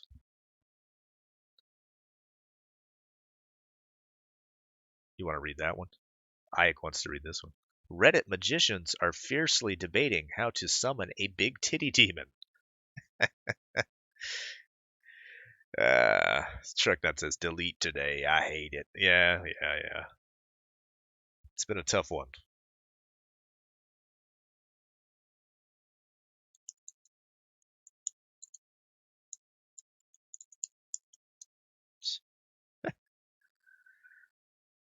Somebody asking me if I'm around.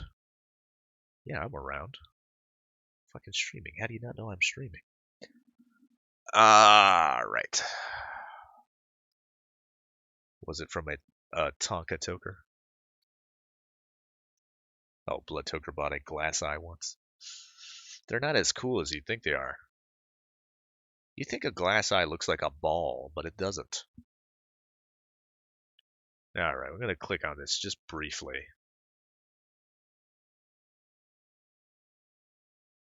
Nope, I'm not reading this. This is garbage. That's where you draw the line. That's where you draw the line, Davis. You'll read werewolf erotica, but you won't read the Big Titty Demon article.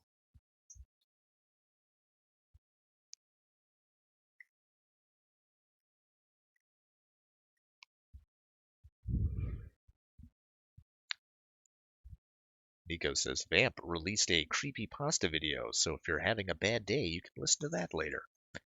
I saw that. Yeah, I hadn't watched it yet. Is that what it is? A creepy pasta thing?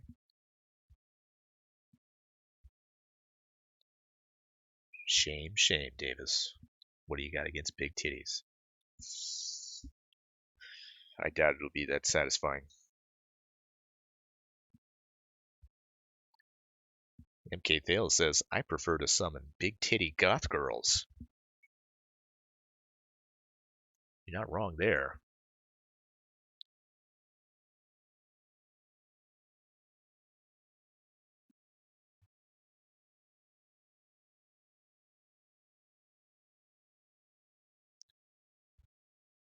Really, goth girls are pretty good, it must be said.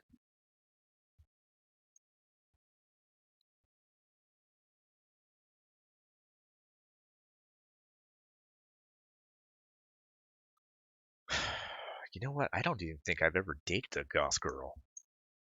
A little too long, a little too old for that now, I think. But I'll have to rectify that.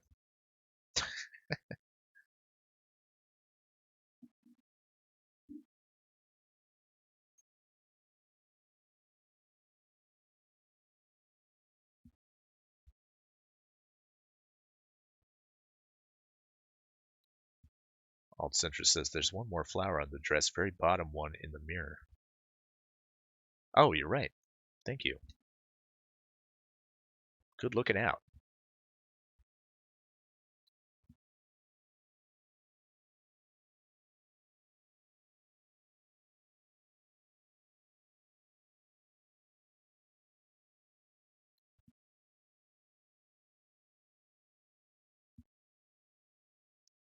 People doing my job for me.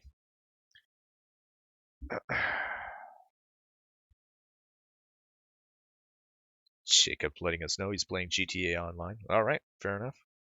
Crucial Bunny says emo girls are better. I disagree. But to each their own.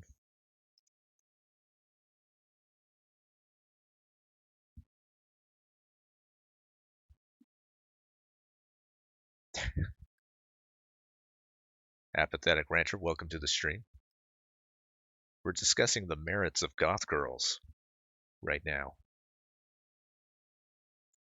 Nico says you can never be too old for goth girls.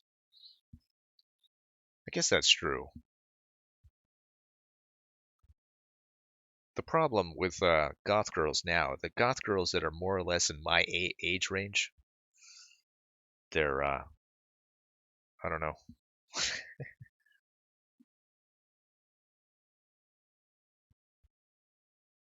What can I get away with? What's the rule for me? 27? 28? Something around that. I guess you can still have a 28-year-old goth girl.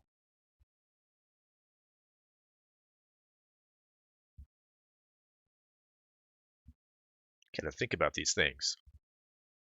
Gotta do calculations.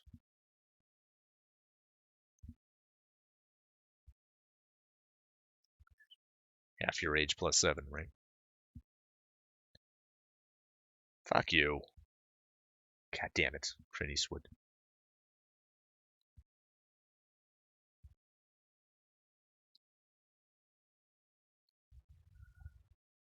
Emo girls are the same as goth girls. Just less Edgar Allan Poe quotes. I disagree. Do they wear a lot of black?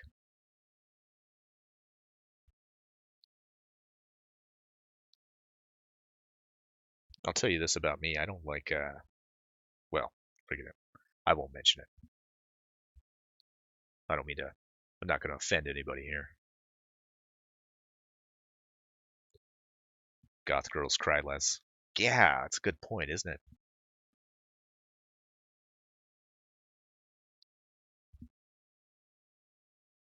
At least they won't cry in front of you.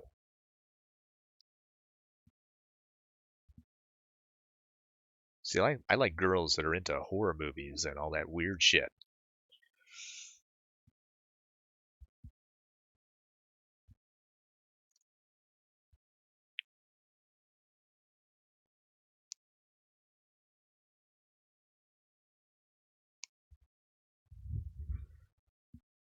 Russia Bunny says, I have seen goth couple get married at goth weddings.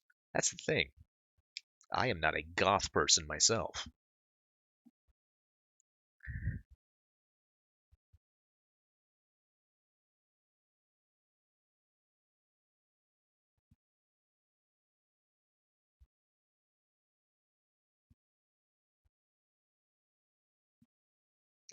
Treknut says, your imaginary goth girl could be your imaginary daughter's age. Just saying.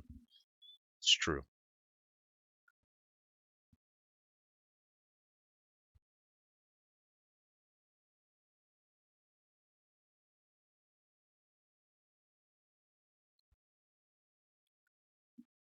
Jasmine says, then any girl into weird shit will do. There's plenty out there. It's true. I think what I really need is just a girl that likes to dress up. Uh,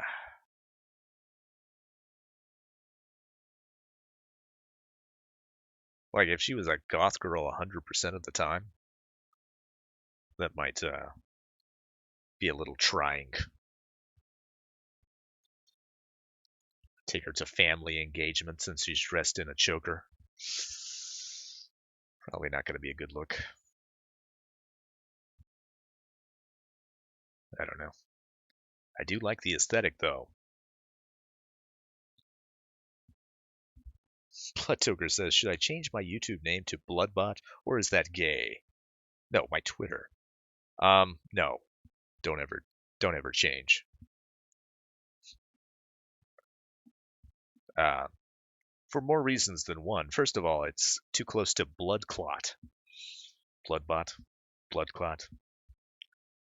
Moreover, Bloodtoker is seems to trigger everyone.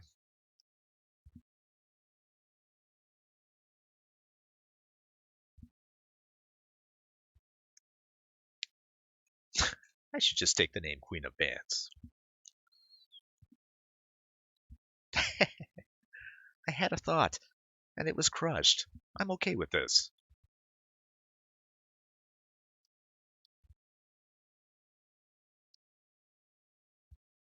Well, aren't you just happy that you came to us with that question? People that will be honest with you. Tell you it was horrible. Fuck your logic.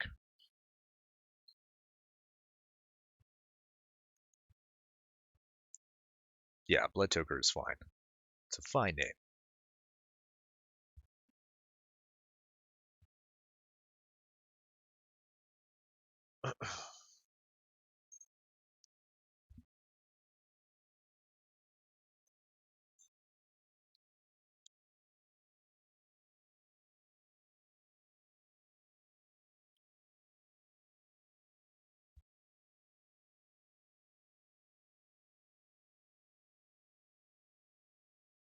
Let me move this shit out of the way real quick.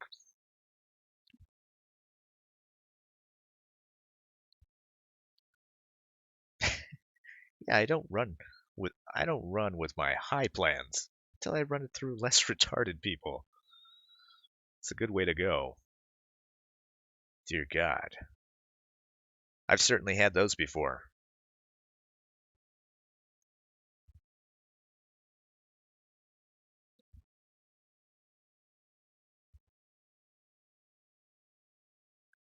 Well, to be honest, I probably had a lot of stoner plans even when I wasn't smoking pot. I would have been better off running through a council.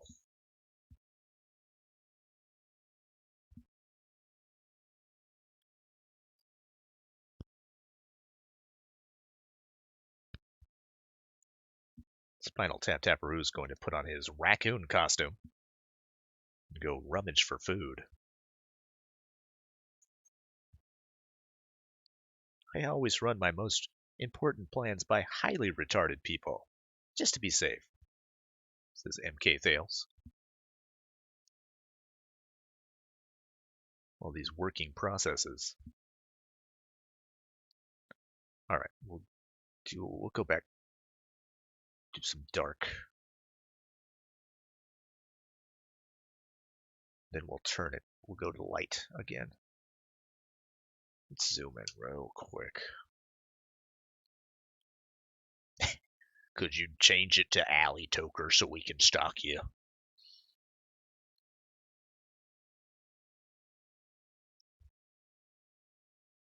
Yeah, too close.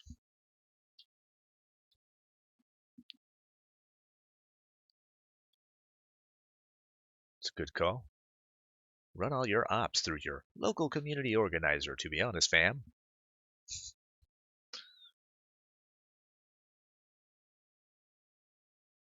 So we have this, this, this, that.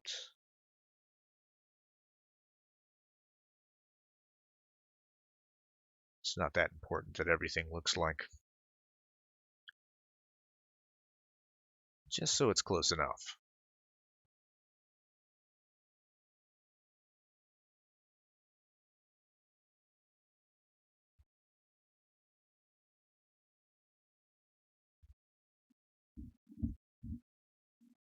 Bloodoker says, well, I run my ops in my own server. Thank you very much.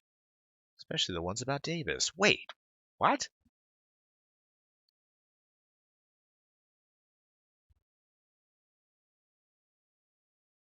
Apathetic Ranter says, speaking of the herb, how much to get baked and discuss movies with you, Davis? I don't discuss anything when I smoke weed. I haven't smoked weed in years, but that's one thing I would not want. I just can't do. I don't talk. I sit around and I paint pictures. That was the one good thing about weed is, yeah, I talk a lot about blindness. Like if you're working on a piece for so long, you just can't even look at it. Like you don't even see like the problems in it. The good thing about smoking weed was that you could look at it with new eyes. All right, I have a phone call. I don't know where my fucking phone is. Oh. Give me 1 second. It's all the way on the other side of the world.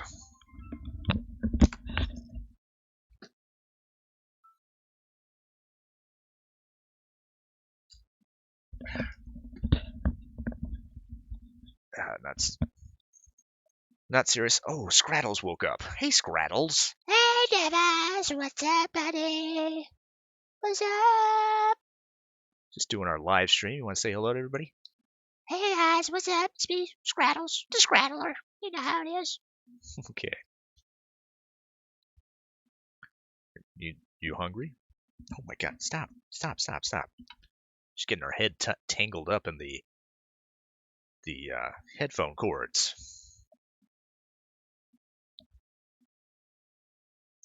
MK Thale says we're almost running out of alleys to stock in Davis's server. It's true.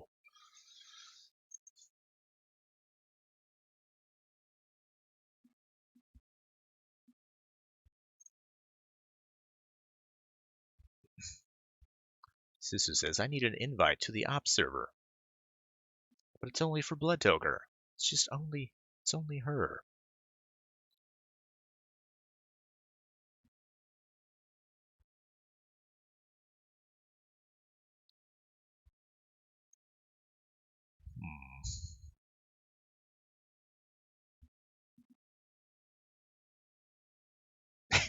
Yeah, it's a good point, Sisu. If you need to find your phone, follow that weird ringing noise. These are good life hacks.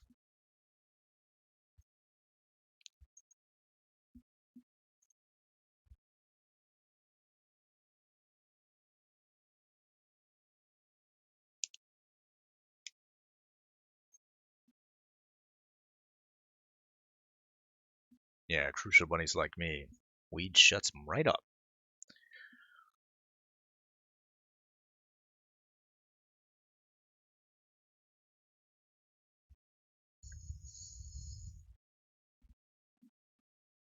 What was I saying?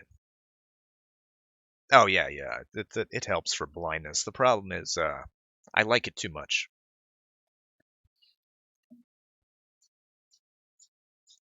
As much work as I can do on weed, then if I keep smoking it, then I just become lazy.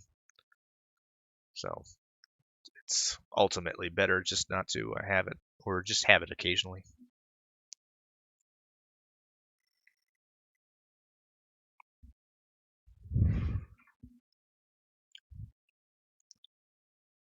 Not opposed to the stuff myself.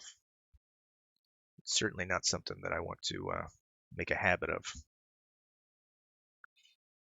Yeah, that's it exactly. Moderation, moderation in all things.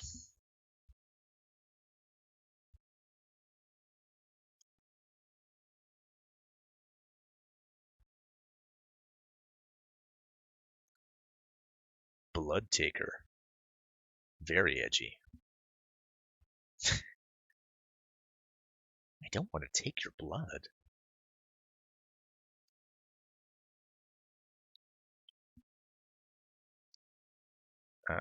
Let's see here. Got this thing over here. Could probably widen this a bit. It should be widened.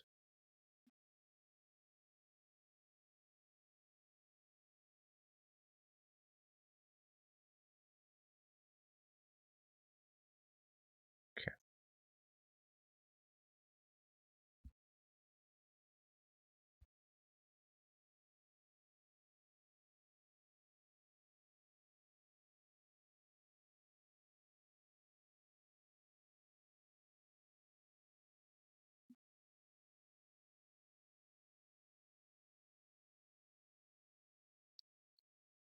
Sorry.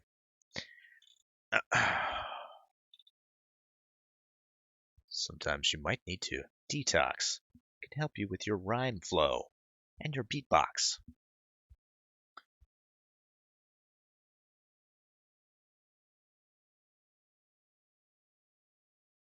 Okay, here.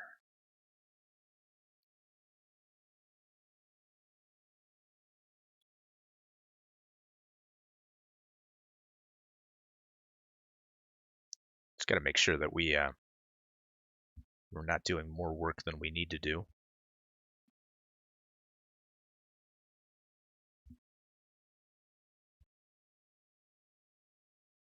Want to make sure our dress is torn in the right places.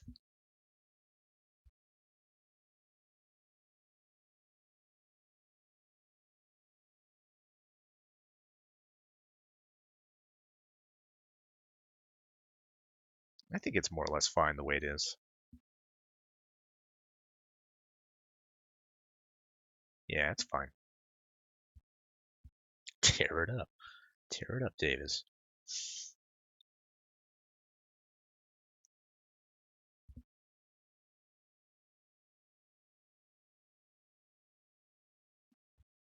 Just like that blonde werewolf.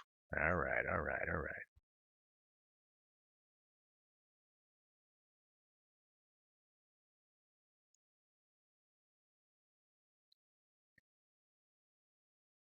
Russia Bunny says, I used to smoke weed every day, all day, but then I stopped. It was a good choice. I have college starting next month. If I restart, I might just get addicted again. Yep.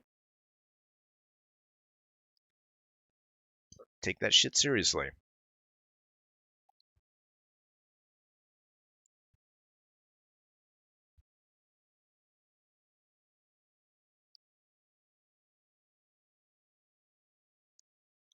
Yeah, I was never one of those people that never that would say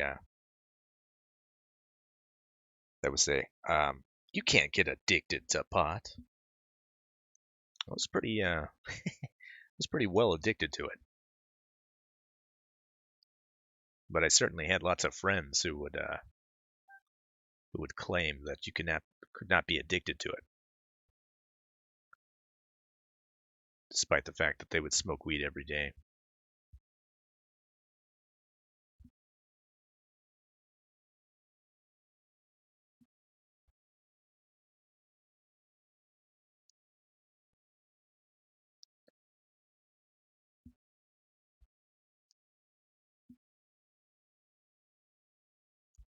Yeah, I would quit off and on, and I'd have these moments of clarity where I thought I was like, oh, I'll never smoke weed ever again.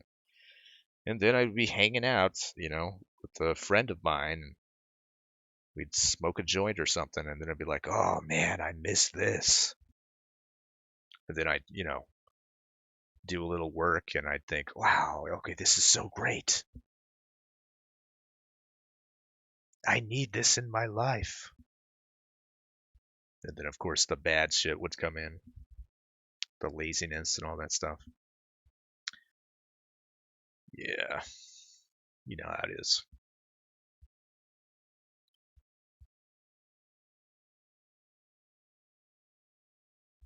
A couple little flowers on the left.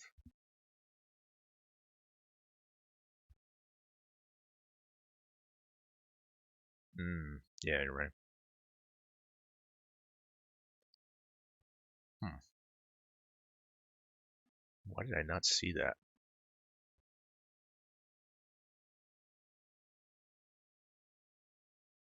Maybe I would see it better if I was smoking weed. Bible Ninja says, I don't bother with weed anymore. I smoked it for years. Fucks my head up these days. I got bills. Nah, man. I just sniff insanely good chip and bug out in a better buggy out way. All right. Fair enough. Ike says, usually people get addicted to whatever the dodgy dealer is lacing their weed with. For instance, in my area, they lace it with crack. Jesus Christ. Fucking area. They're lacing your weed with crack.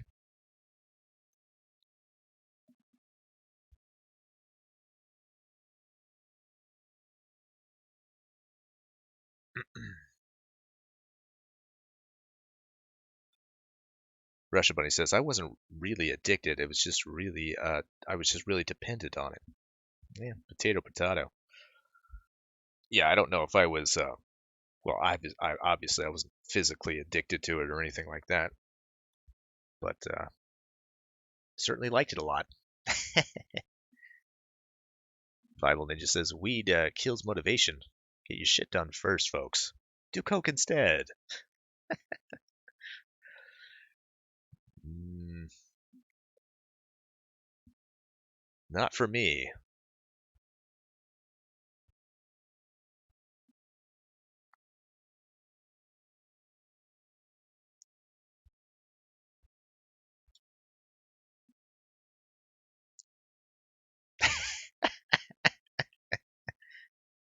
Treknut says, werewolf porn good, weed bad, fuck this stream. We're all over the place.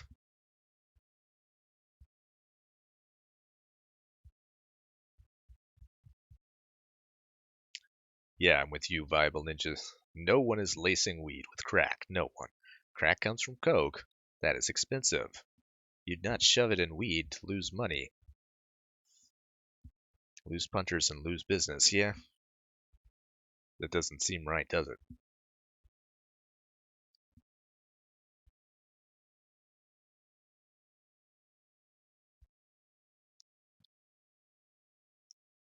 I mean, if you have good weed, that should be its own selling point. I don't know what area of town you live in, Ike, but they're fucking spiking your weed with crack cocaine. They're on a different level.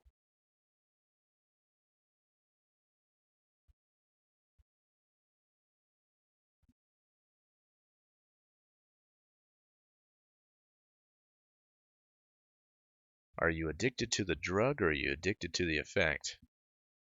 Ah, the effect, of course.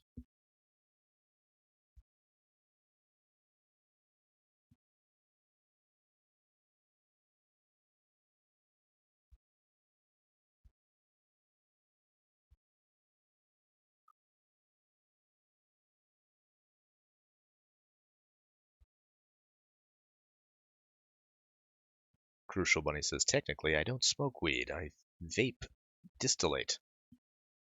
Much more convenient. Smoking flower kills my lungs now. Yeah, if I was ever to do it again, I'd probably do that too.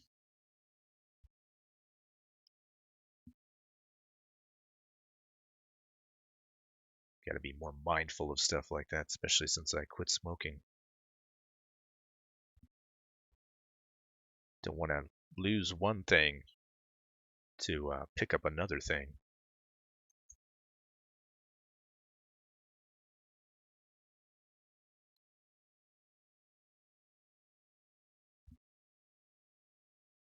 Morning, Marina. Welcome to the stream.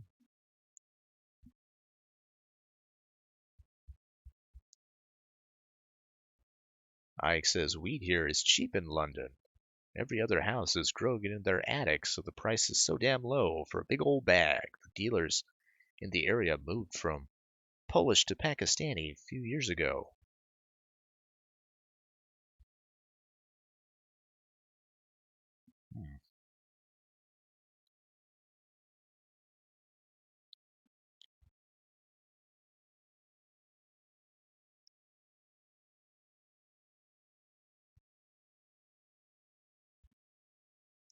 Weed is still legal in Pakistan.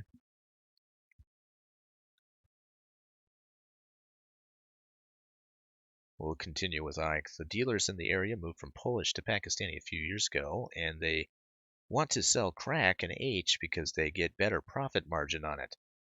So they took the main weed dealing and started lacing it with crack to get people to crave it and change them over.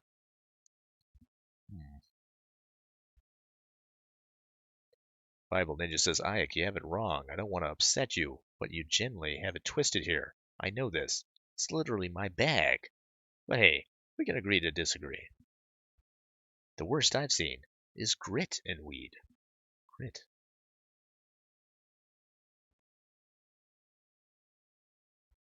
Oh, don't start whining, Scrattles. I'll let you out in a second.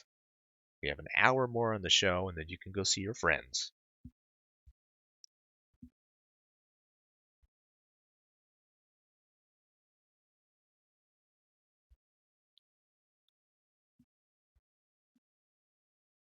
You don't want me to see my friends, Davis?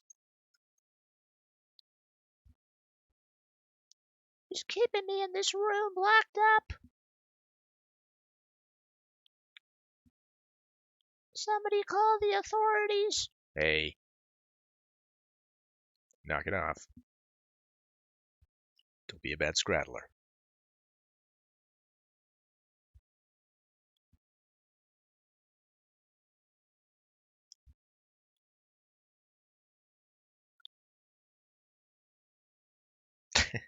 Spinal Tap Taparoo. Trying to get involved in the conversation. Generic drug-related comment. Hear, hear.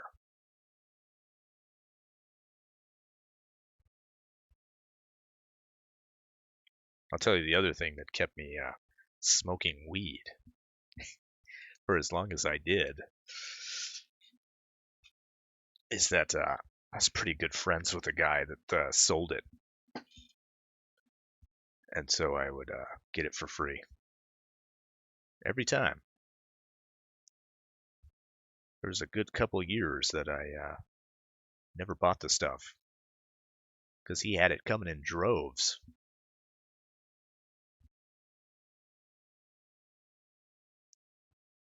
The guy had his own chauffeur. That's how well he was doing.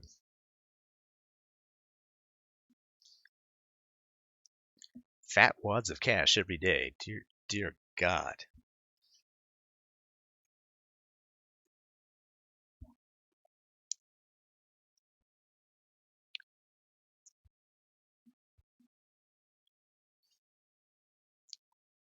And nobody cared. Nobody even cared about him. Like he had cop friends and shit like that.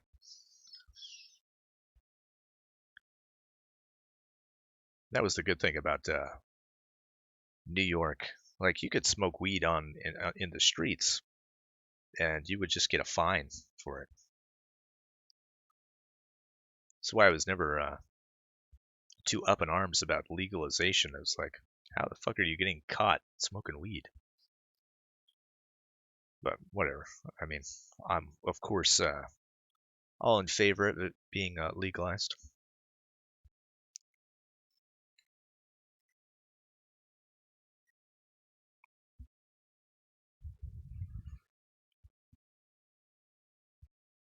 A little back and forth between Ayek and Viable Ninja. Besides, you aren't even in my section of London. Different gangs control different areas. What's correct for you is not correct here. Viable Ninja. I got chewed out for reading your YouTube about page. Please don't tell me about your life history. I don't want I don't want gay ops no more.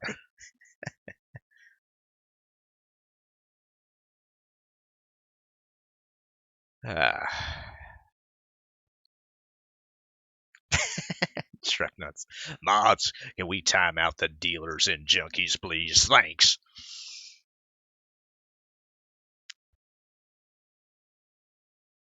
Hey, Scrattles. What is it? I want to see my friends.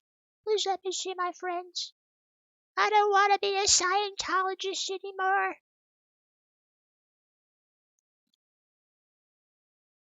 Listen, they're all waking up. They're all brushing their teeth and doing that sort of business. I'll let you out in a second. You know what happens. I let you out.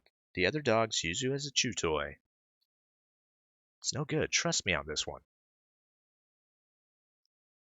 He's lying to me, folks. He's lying.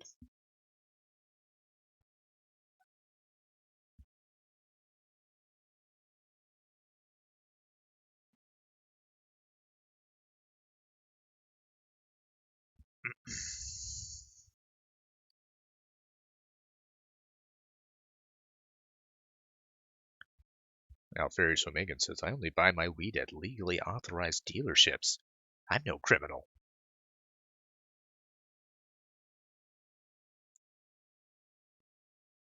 Man.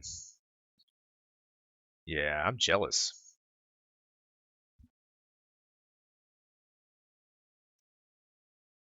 I don't know if it'll ever be legal in Texas.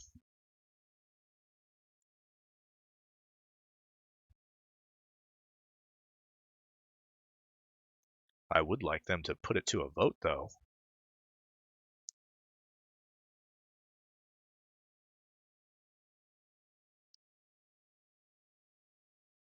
Just let people decide.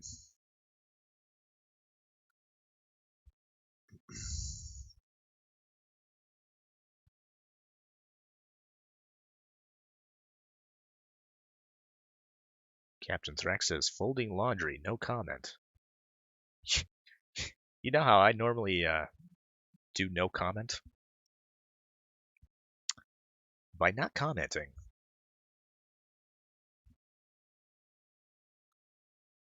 It's usually how I do it.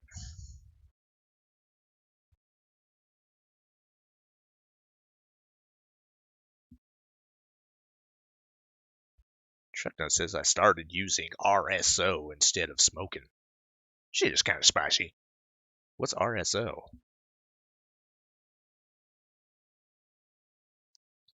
I don't know if this is a joke or not.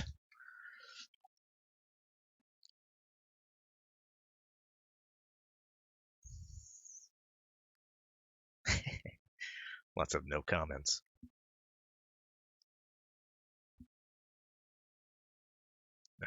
RSO. Oh, it's an oil?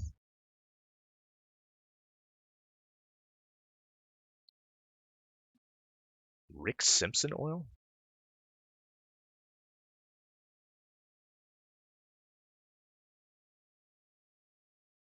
I don't know which link to look at.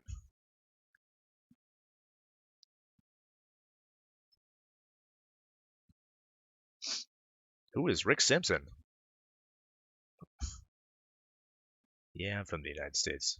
Yeah, I'm at least 21. If you're interested in medical marijuana, you'll invariably hear about a form of cannabis known as Rick Simpson oil, or RSO. It's a concentrated form of cannabis oil known to have medical benefits, particularly for cancer.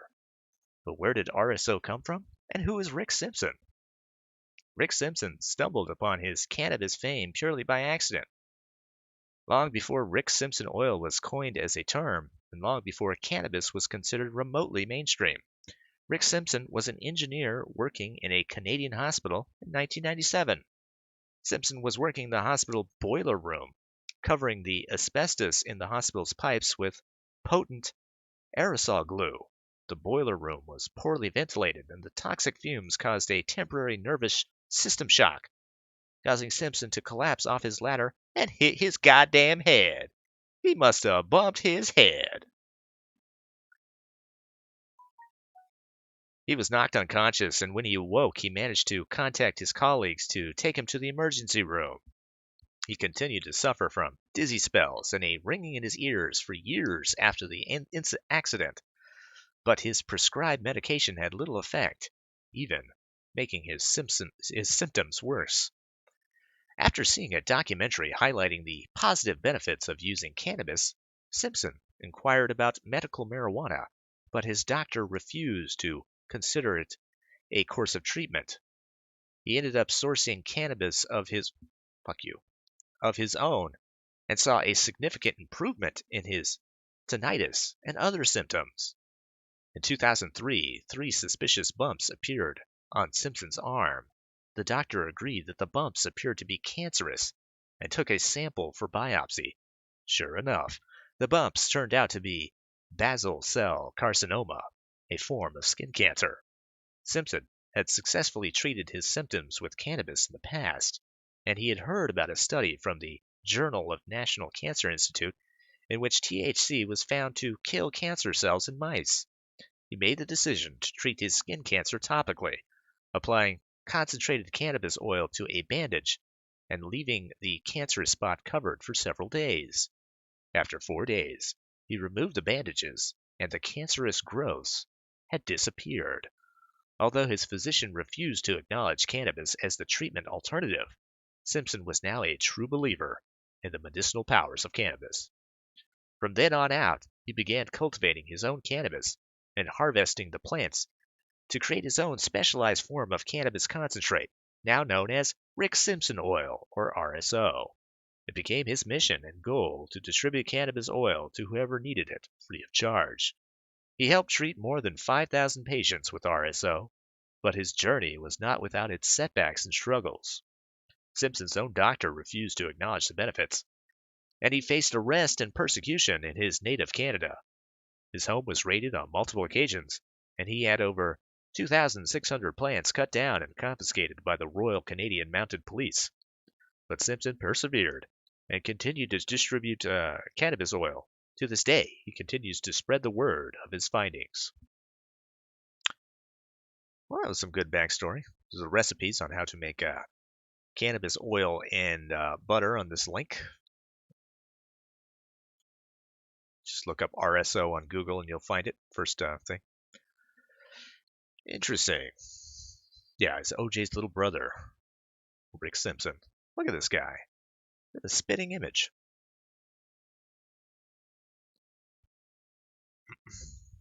Want to buy some Rick Simpson?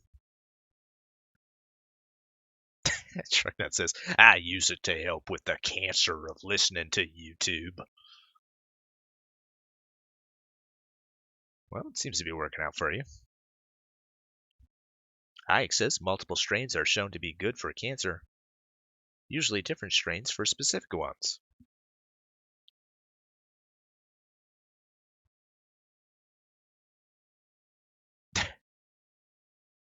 Anybody willing to post something on Davis's gay ops farm for me? Calm down.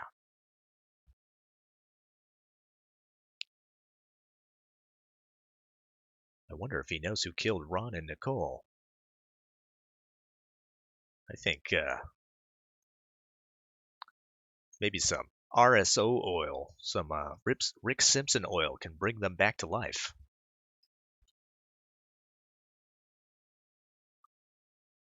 Short form. You submerge pot in alcohol, then strain it off and dissolve the alcohol. What's left is RSO. Oh, okay. Oh, okay. Oh, okay.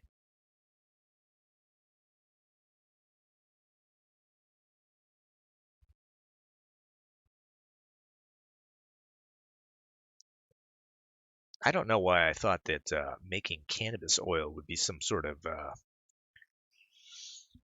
huge job, some sort of thing, but I don't know. Maybe I'll look into that.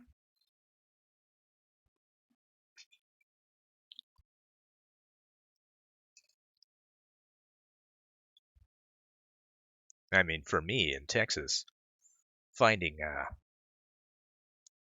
finding cannabis, I'd have to go to my local dogging spot and ask them.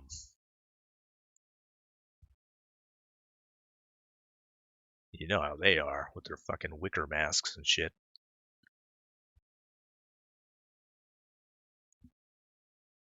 Hannibal O'Neill says making edibles is easy. Ike says it is, Davis. It takes a couple days. It's a very simple process, says Alfarius Omega. Oh, okay.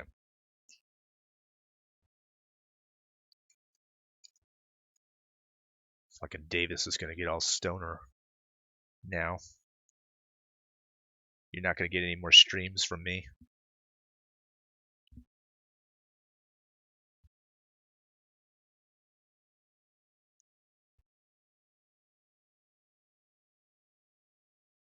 Hey guys, welcome to the morning wake and bake.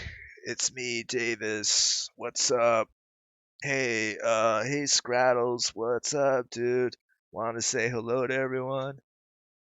Hey everybody, it's me, Scrat Rats. What's up? We're dabbing. We're dabbing it up on the Morning Beast.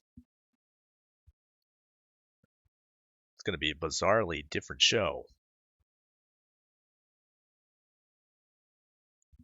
Can't do that.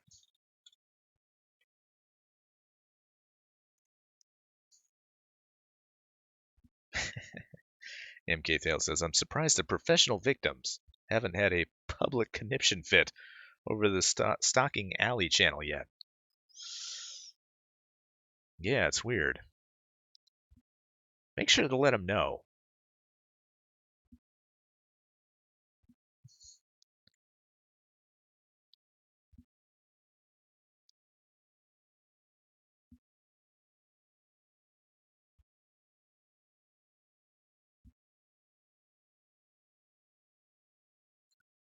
The processes are easy, but they take time, and there's more than one process you got to go through. Yeah, I'll just look it up.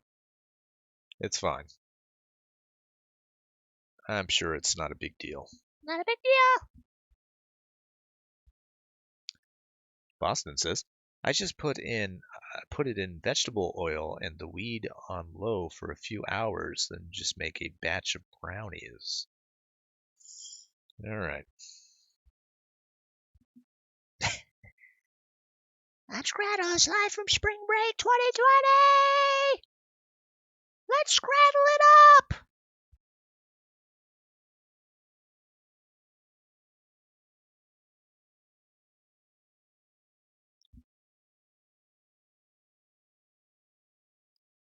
Man, Scrattles, man. If I took you to the coast for spring break, man, we would clean it up. Clean it up. Yep. Probably not. Probably a little too old for that sort of thing. Sometimes I forget.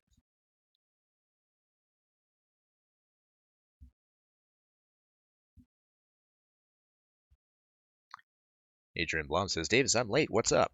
Oh, you're late? You haven't been here? All right. I'll just go ahead and since you haven't heard it, let me go ahead and read Werewolf Breeding Frenzy. All right. The moon rose above the trees, bathing the forest in silver light, making everything beautiful and strange and mysterious. It was only a sliver away from full, being enough to hang low in the dark, star-studded sky, and Katerina couldn't take her eyes. Oh, what? Oh, you no? You don't know? But Adrian Blom, you missed it. Come on, guys. We can't. What? No? Oh, all right. All right. All right. All right.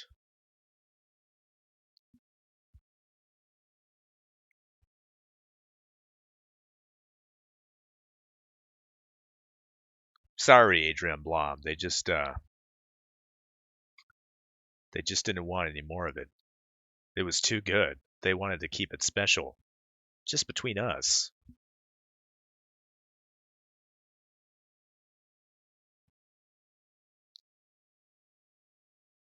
Apathetic Rancher says the Scradler, a sexual technique. Oh, no, no, no, no, no.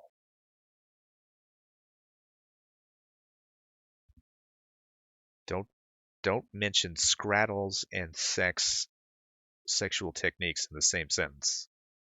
You will catch my ire.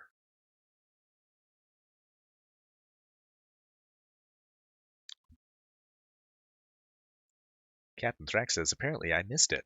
Oh, you missed it? Oh, okay, Thrax. 1 second. Let's see.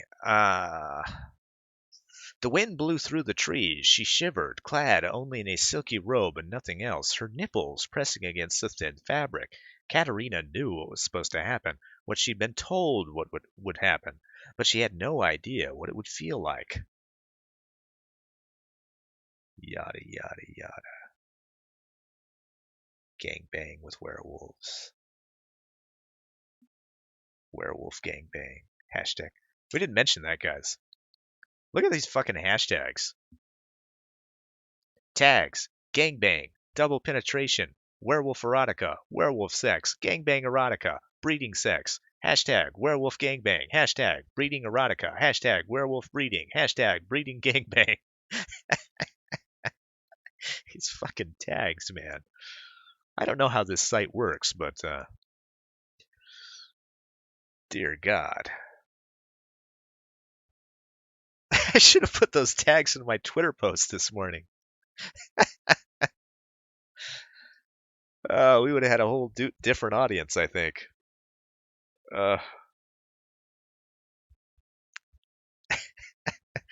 Ike says she was swept away in a river of calm. That's what happened. All right. More than that, you don't need to know.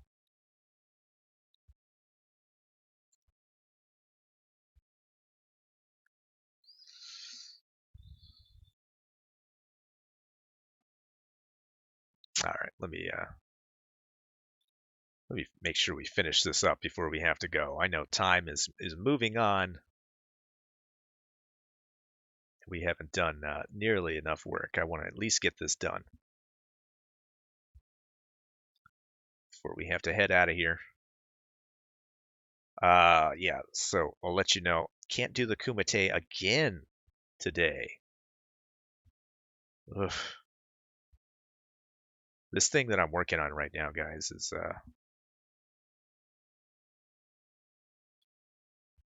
is ungodly. It's a huge undertaking.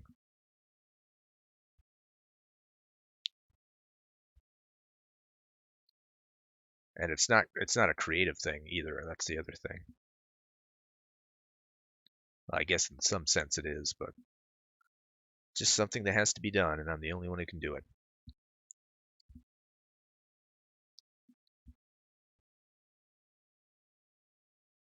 Oh my God, what a question. Adrian Blom says, Davis, has Scraddles ever watched you have sexy time with a lady? No.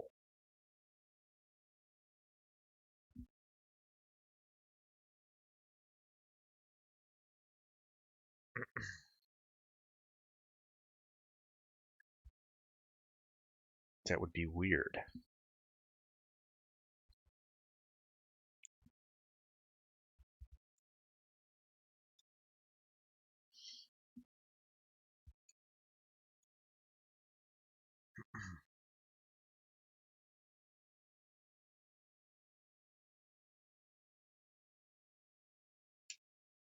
Sent me a DM with receipts.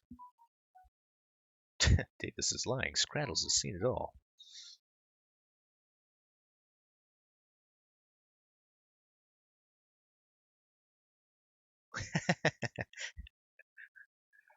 Wow. Yeah, he's not lying.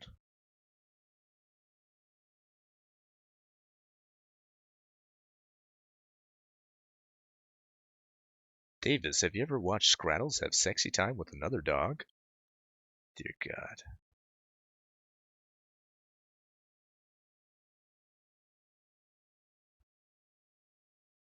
How is fatherhood, Davis? I'm not a father. What's going on? Is this new lore?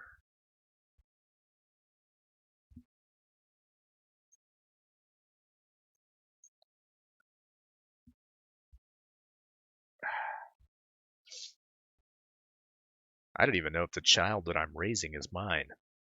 Could be any of the other werewolves that were there. But you do what you had to do to make sure your race doesn't die out.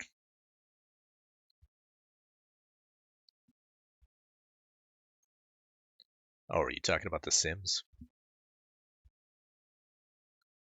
Oh, that's what you're talking about.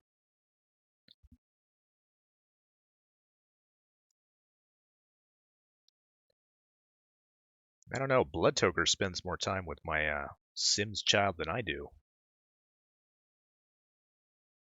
It must be said.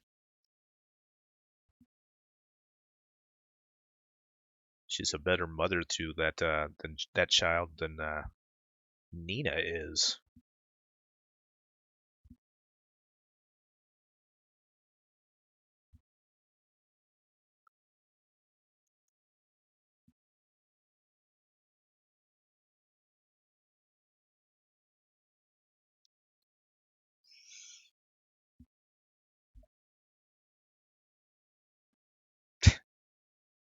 Ellen is pregnant, comatose and pregnant. That would be irresponsible and disgusting.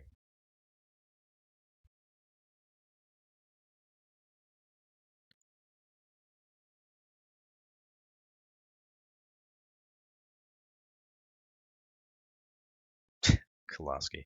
Maybe someone needs to give Bloodtoker a Sims child, so she won't be looking after yours all the time. Someone, huh? Someone, huh? Something tells me Koloski's trying to angle his way into that position.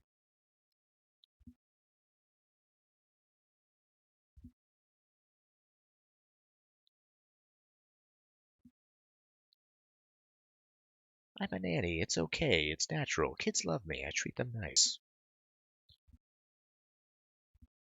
It's because you're always getting them high.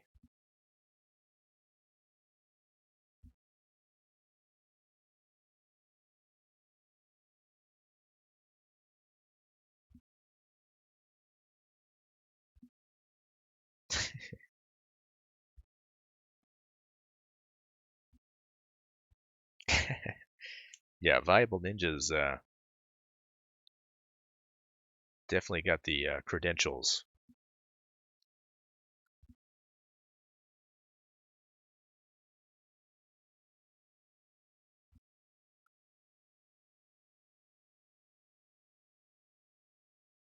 Yeah, we're gonna have fun when I go to the UK. I'll have to hit up a Viable Ninja. Between all the illicit drugs that we'll be doing and the dogging, my God, it's gonna be a fun time had by all.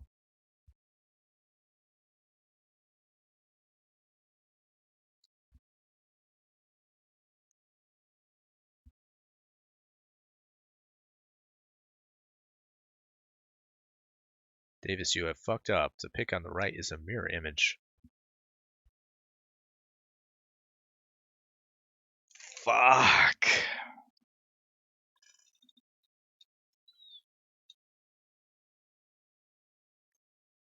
You're right.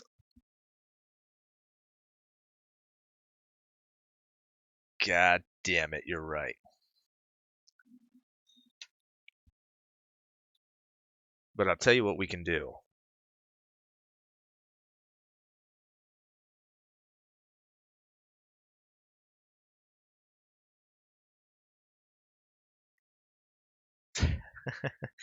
That's what we'll do. I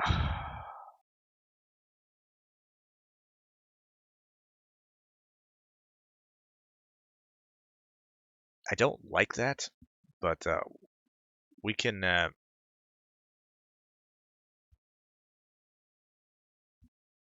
Yeah, what I'll do is I'll flip the Night Beast over the opposite way.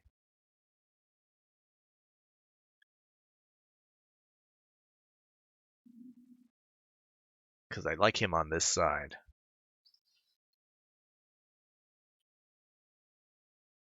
Anyway.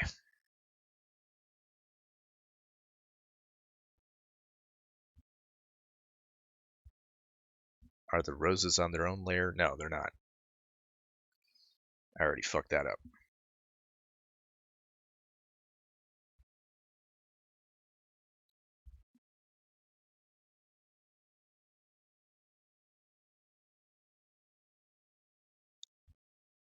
Good call, though. That's a good looking out.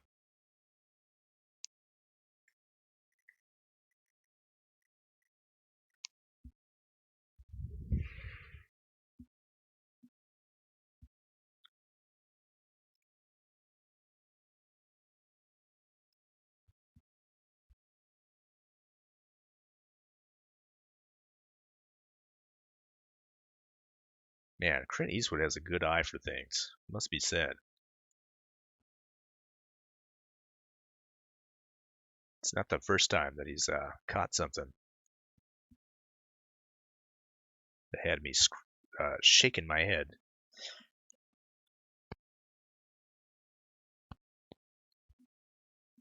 Probably have to change the eyes. Maybe. I don't know. Oh yeah, I'll probably have to change the eyes if I flip the Night Beast around. Yeah, maybe.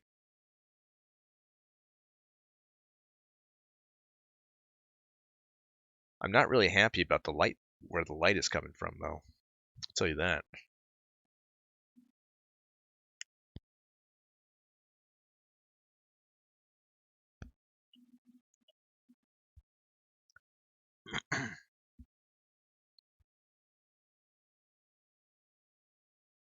I don't know if there's going to be any other problems like that with any of the other outfits. Actually, there is. Yeah, there's a few problems. Oh well, yeah, we'll just flip it. It's fine. We'll flip it. Flip it for real.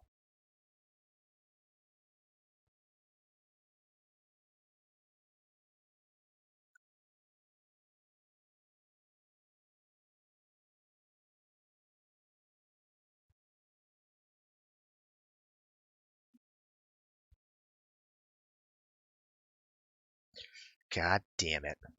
And I'm on the fucking wrong layer again.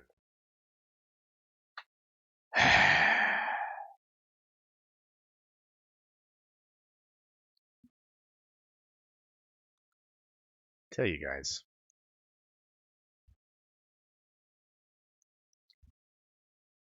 I'm just a retard. Why does it need flipping, Davis?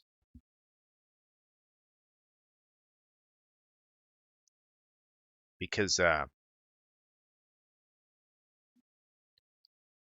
in this image, she's looking in a mirror.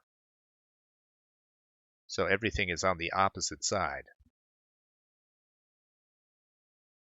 But this is not a mirror. Clint Eastwood was good enough to point it out. Because I'm a retard.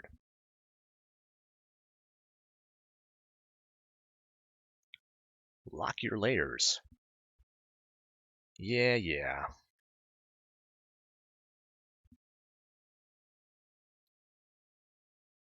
I could do that, but then again, that would make too much sense. Yeah, nobody would probably notice it, but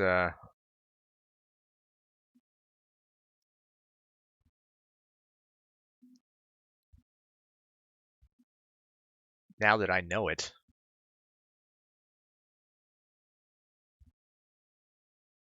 kind of makes me upset. Would it be possible to just flip the mirror image? No. Compositionally, I don't think it would be very good.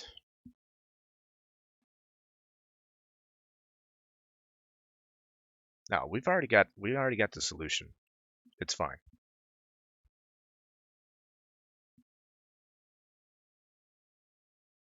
And the solution is basically either don't worry about it or just flip this whole image or flip the girl's position. It's fine.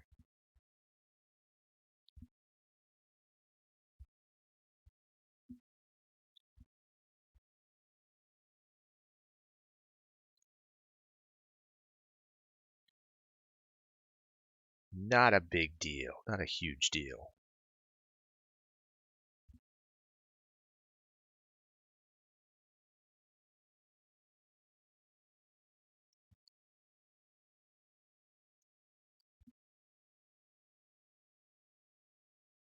No, Nico. Honestly, I don't know. I don't know if I care that much.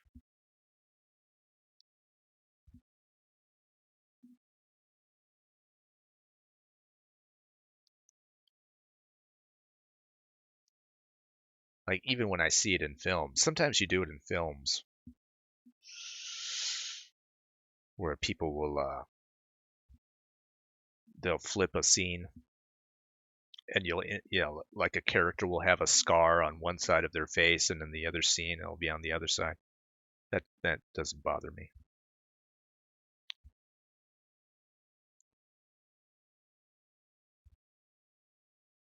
I know some people it just drives them fucking crazy. But I seriously doubt in the game that anyone will pay that much attention to it.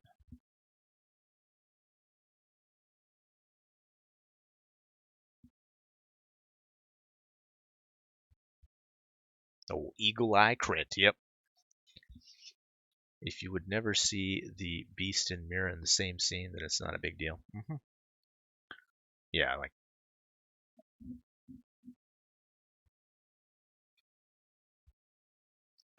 the question is, in the scenes that precede this one, if I should be mindful of it.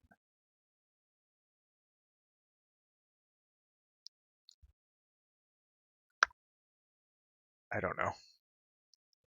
Something to think about.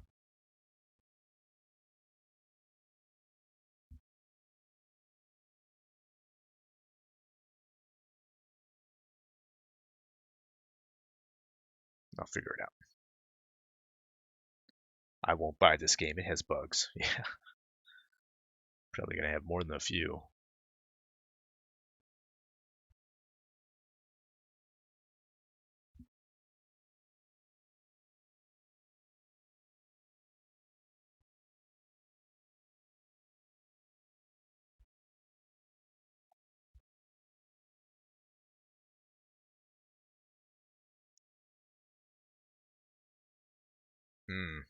Yeah, that would be good.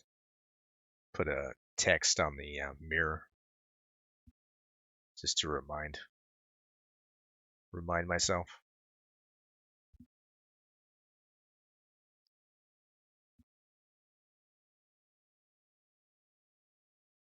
I think once the up the skirt view is available, no one will see the outside of the dress anyway. Also very true.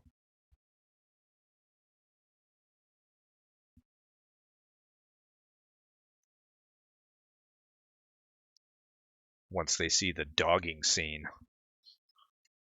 the werewolf gangbang.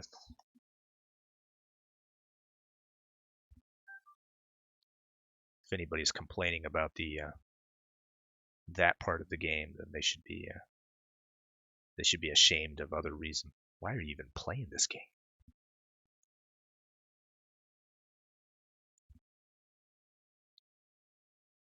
Everyone will be too ashamed for even playing this game to complain about it.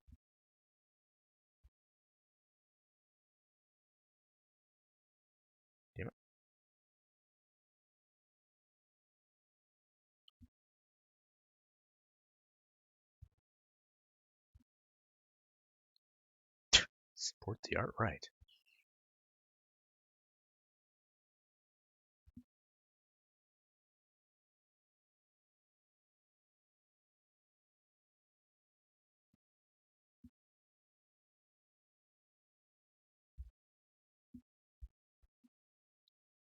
Yeah, I'm complaining. I gave this to my 10-year-old son. It's too sexual. It should be banned. Well, I gotta tell you, I am worried about that.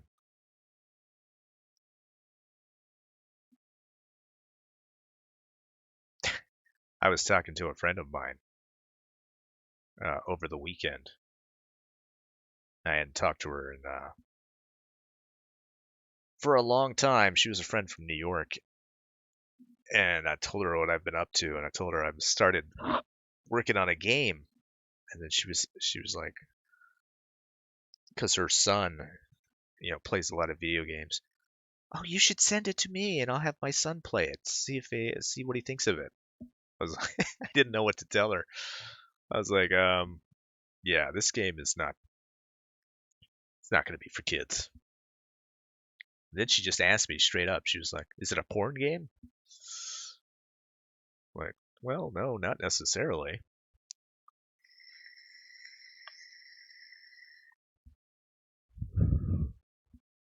And then I immediately felt like I was lying to her.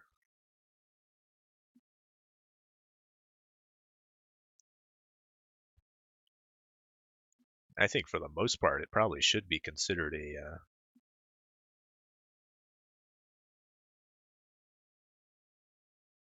probably a porn game because of my artistic sensibilities. I don't want to call it that.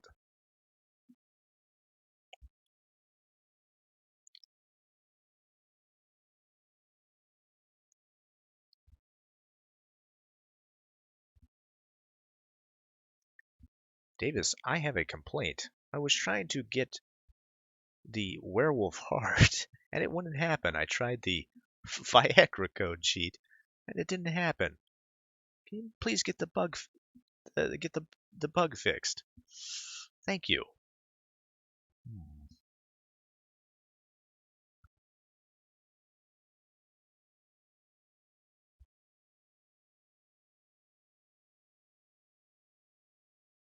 Should have told her to come check out the stream, fam.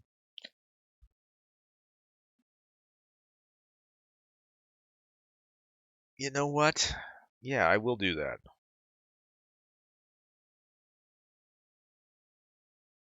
She's a nice person.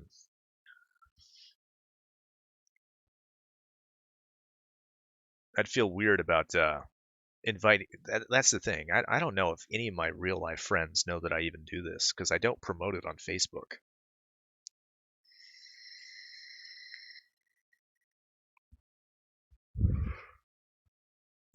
I certainly have a few friends on Twitter. I guess they know that I do it, but they don't. They don't stop by. I get to meet people Davis knows in real life. It's a bad idea.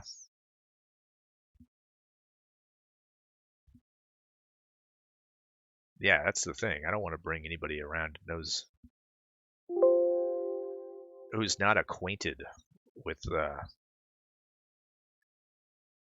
how fucking autistic this world is. Like I told my brother, I was like, don't ever come around.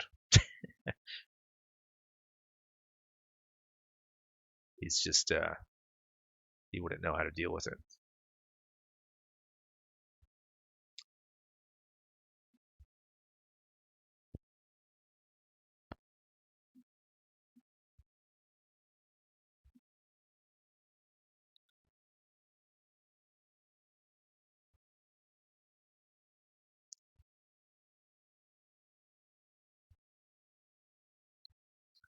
But all those people, they have real shit going on.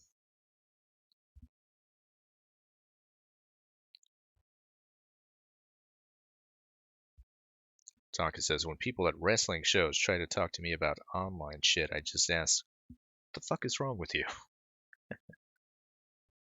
Yeah.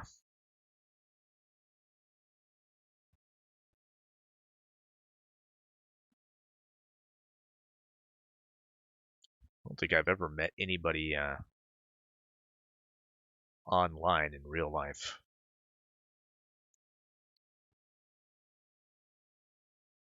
Never been too interested to do so. Not opposed to it by any stretch of the imagination, but certainly not something that I'm go out of my way for.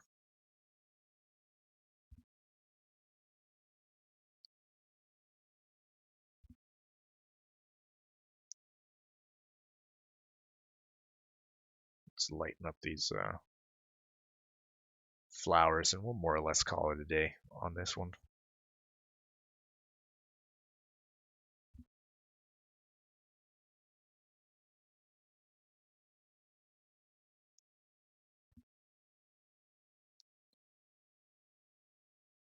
So what I'm saying is the next VidCon that happens, I'm going to be there. And I hope to see you there too. In fact, what we'll do is we'll make a huge GoFundMe. Not just for me, but for everyone. We're all going to meet up, guys. And we're all going to have a blast. We'll sit around in real life and talk about things that happened on the internet.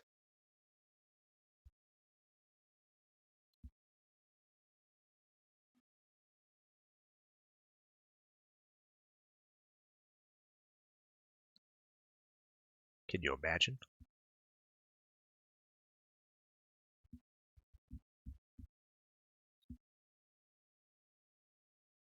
Make one to get married at VidCon too.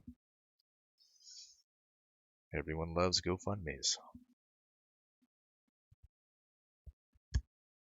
I know where this is going.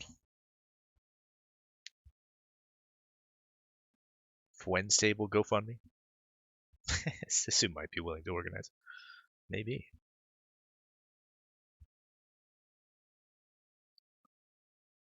Sounds like a plot to a kidnapping.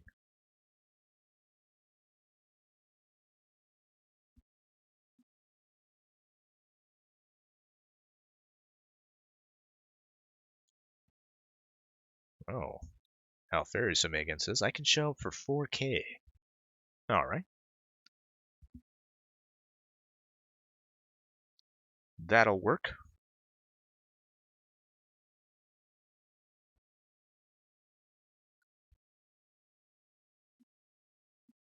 As the local leper around these nuts, I wouldn't meet up with 99% of internet folk.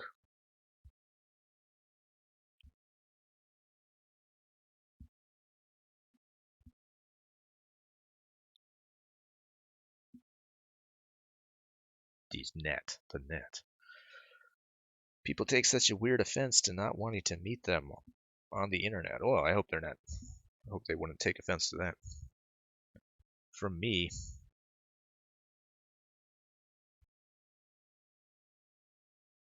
it's probably more than a few of you guys that I'd gladly sit down and have a beer with.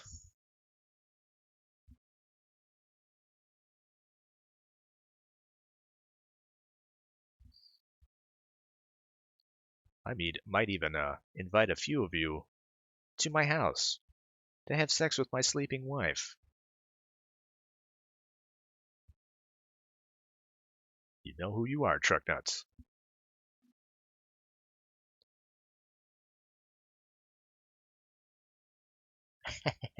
Don't want to have a sleepover, Davis? Oh, man.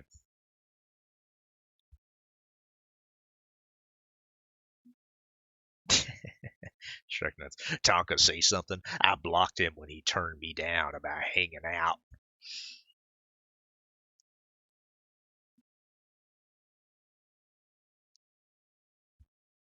I saw the help pay for my wedding GoFundMe on Doc's stream last night. Who the fuck expects others to pay for their wedding? Fuck right off. Wait, that's a thing? Somebody has a GoFundMe to pay for their wedding? People have GoFundMes for life-threatening illnesses. Like, there's serious shit out there.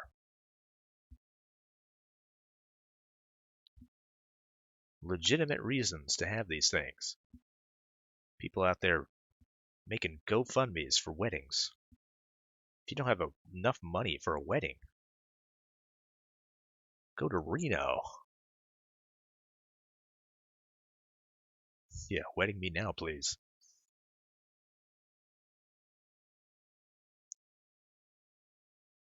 That's crazy to me. Obviously. It's fucking nuts.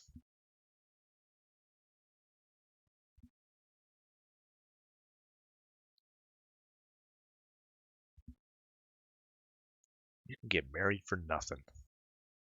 Go to the justice of the peace. They'll marry you on the spot.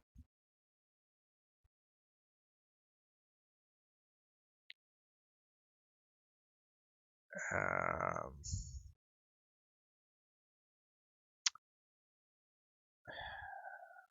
do we fuck this up? Looks like we fucked it up. Oh, okay, wait, I know. Yeah, that's not important. Alright, doesn't matter. It's not a big deal.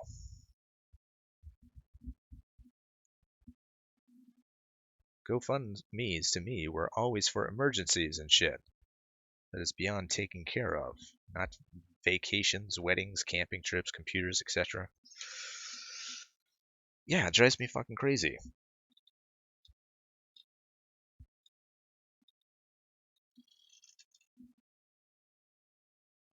And they'll say things like, I'd never forced anybody to donate. No one said you did.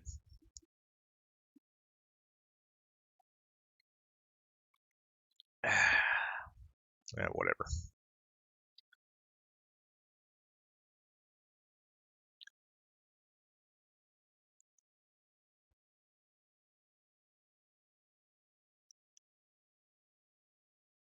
I think it devalues the site if you use it for trivial things. That's my take.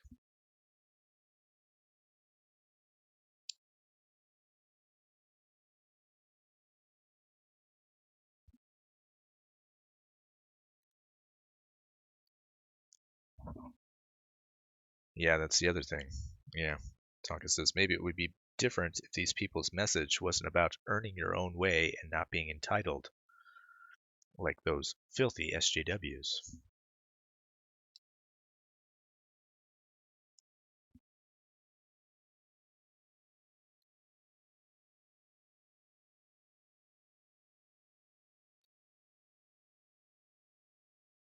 Alright, we don't need to get too autistic with all this shit. This area is going to be a little darker, so I can put that secondary light source in there. I don't know if I'm going to be that concerned about flipping the image over. I like it the way it is. Looking over it, probably a few things that I could switch over. Probably little things here or there. MK Thale says, personally, I think you can use GoFundMe for whatever the fuck you want. If someone is dumb enough to give you money, then whatever. But I'm free to laugh at you for GoFunding me stupid shit. Yep. I hear that. Yeah.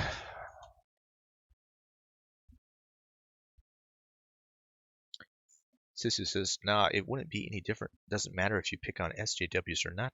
Lack of dignity is equally embarrassing no matter who does it or who doesn't. Or doesn't come out of your mouth. No simpy. I think it's perfectly fine to rag on people for GoFundMes.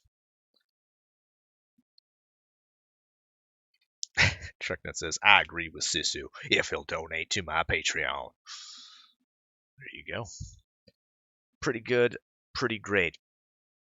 All right, guys. I'm going to go ahead and head out of here. I got to get work done. So,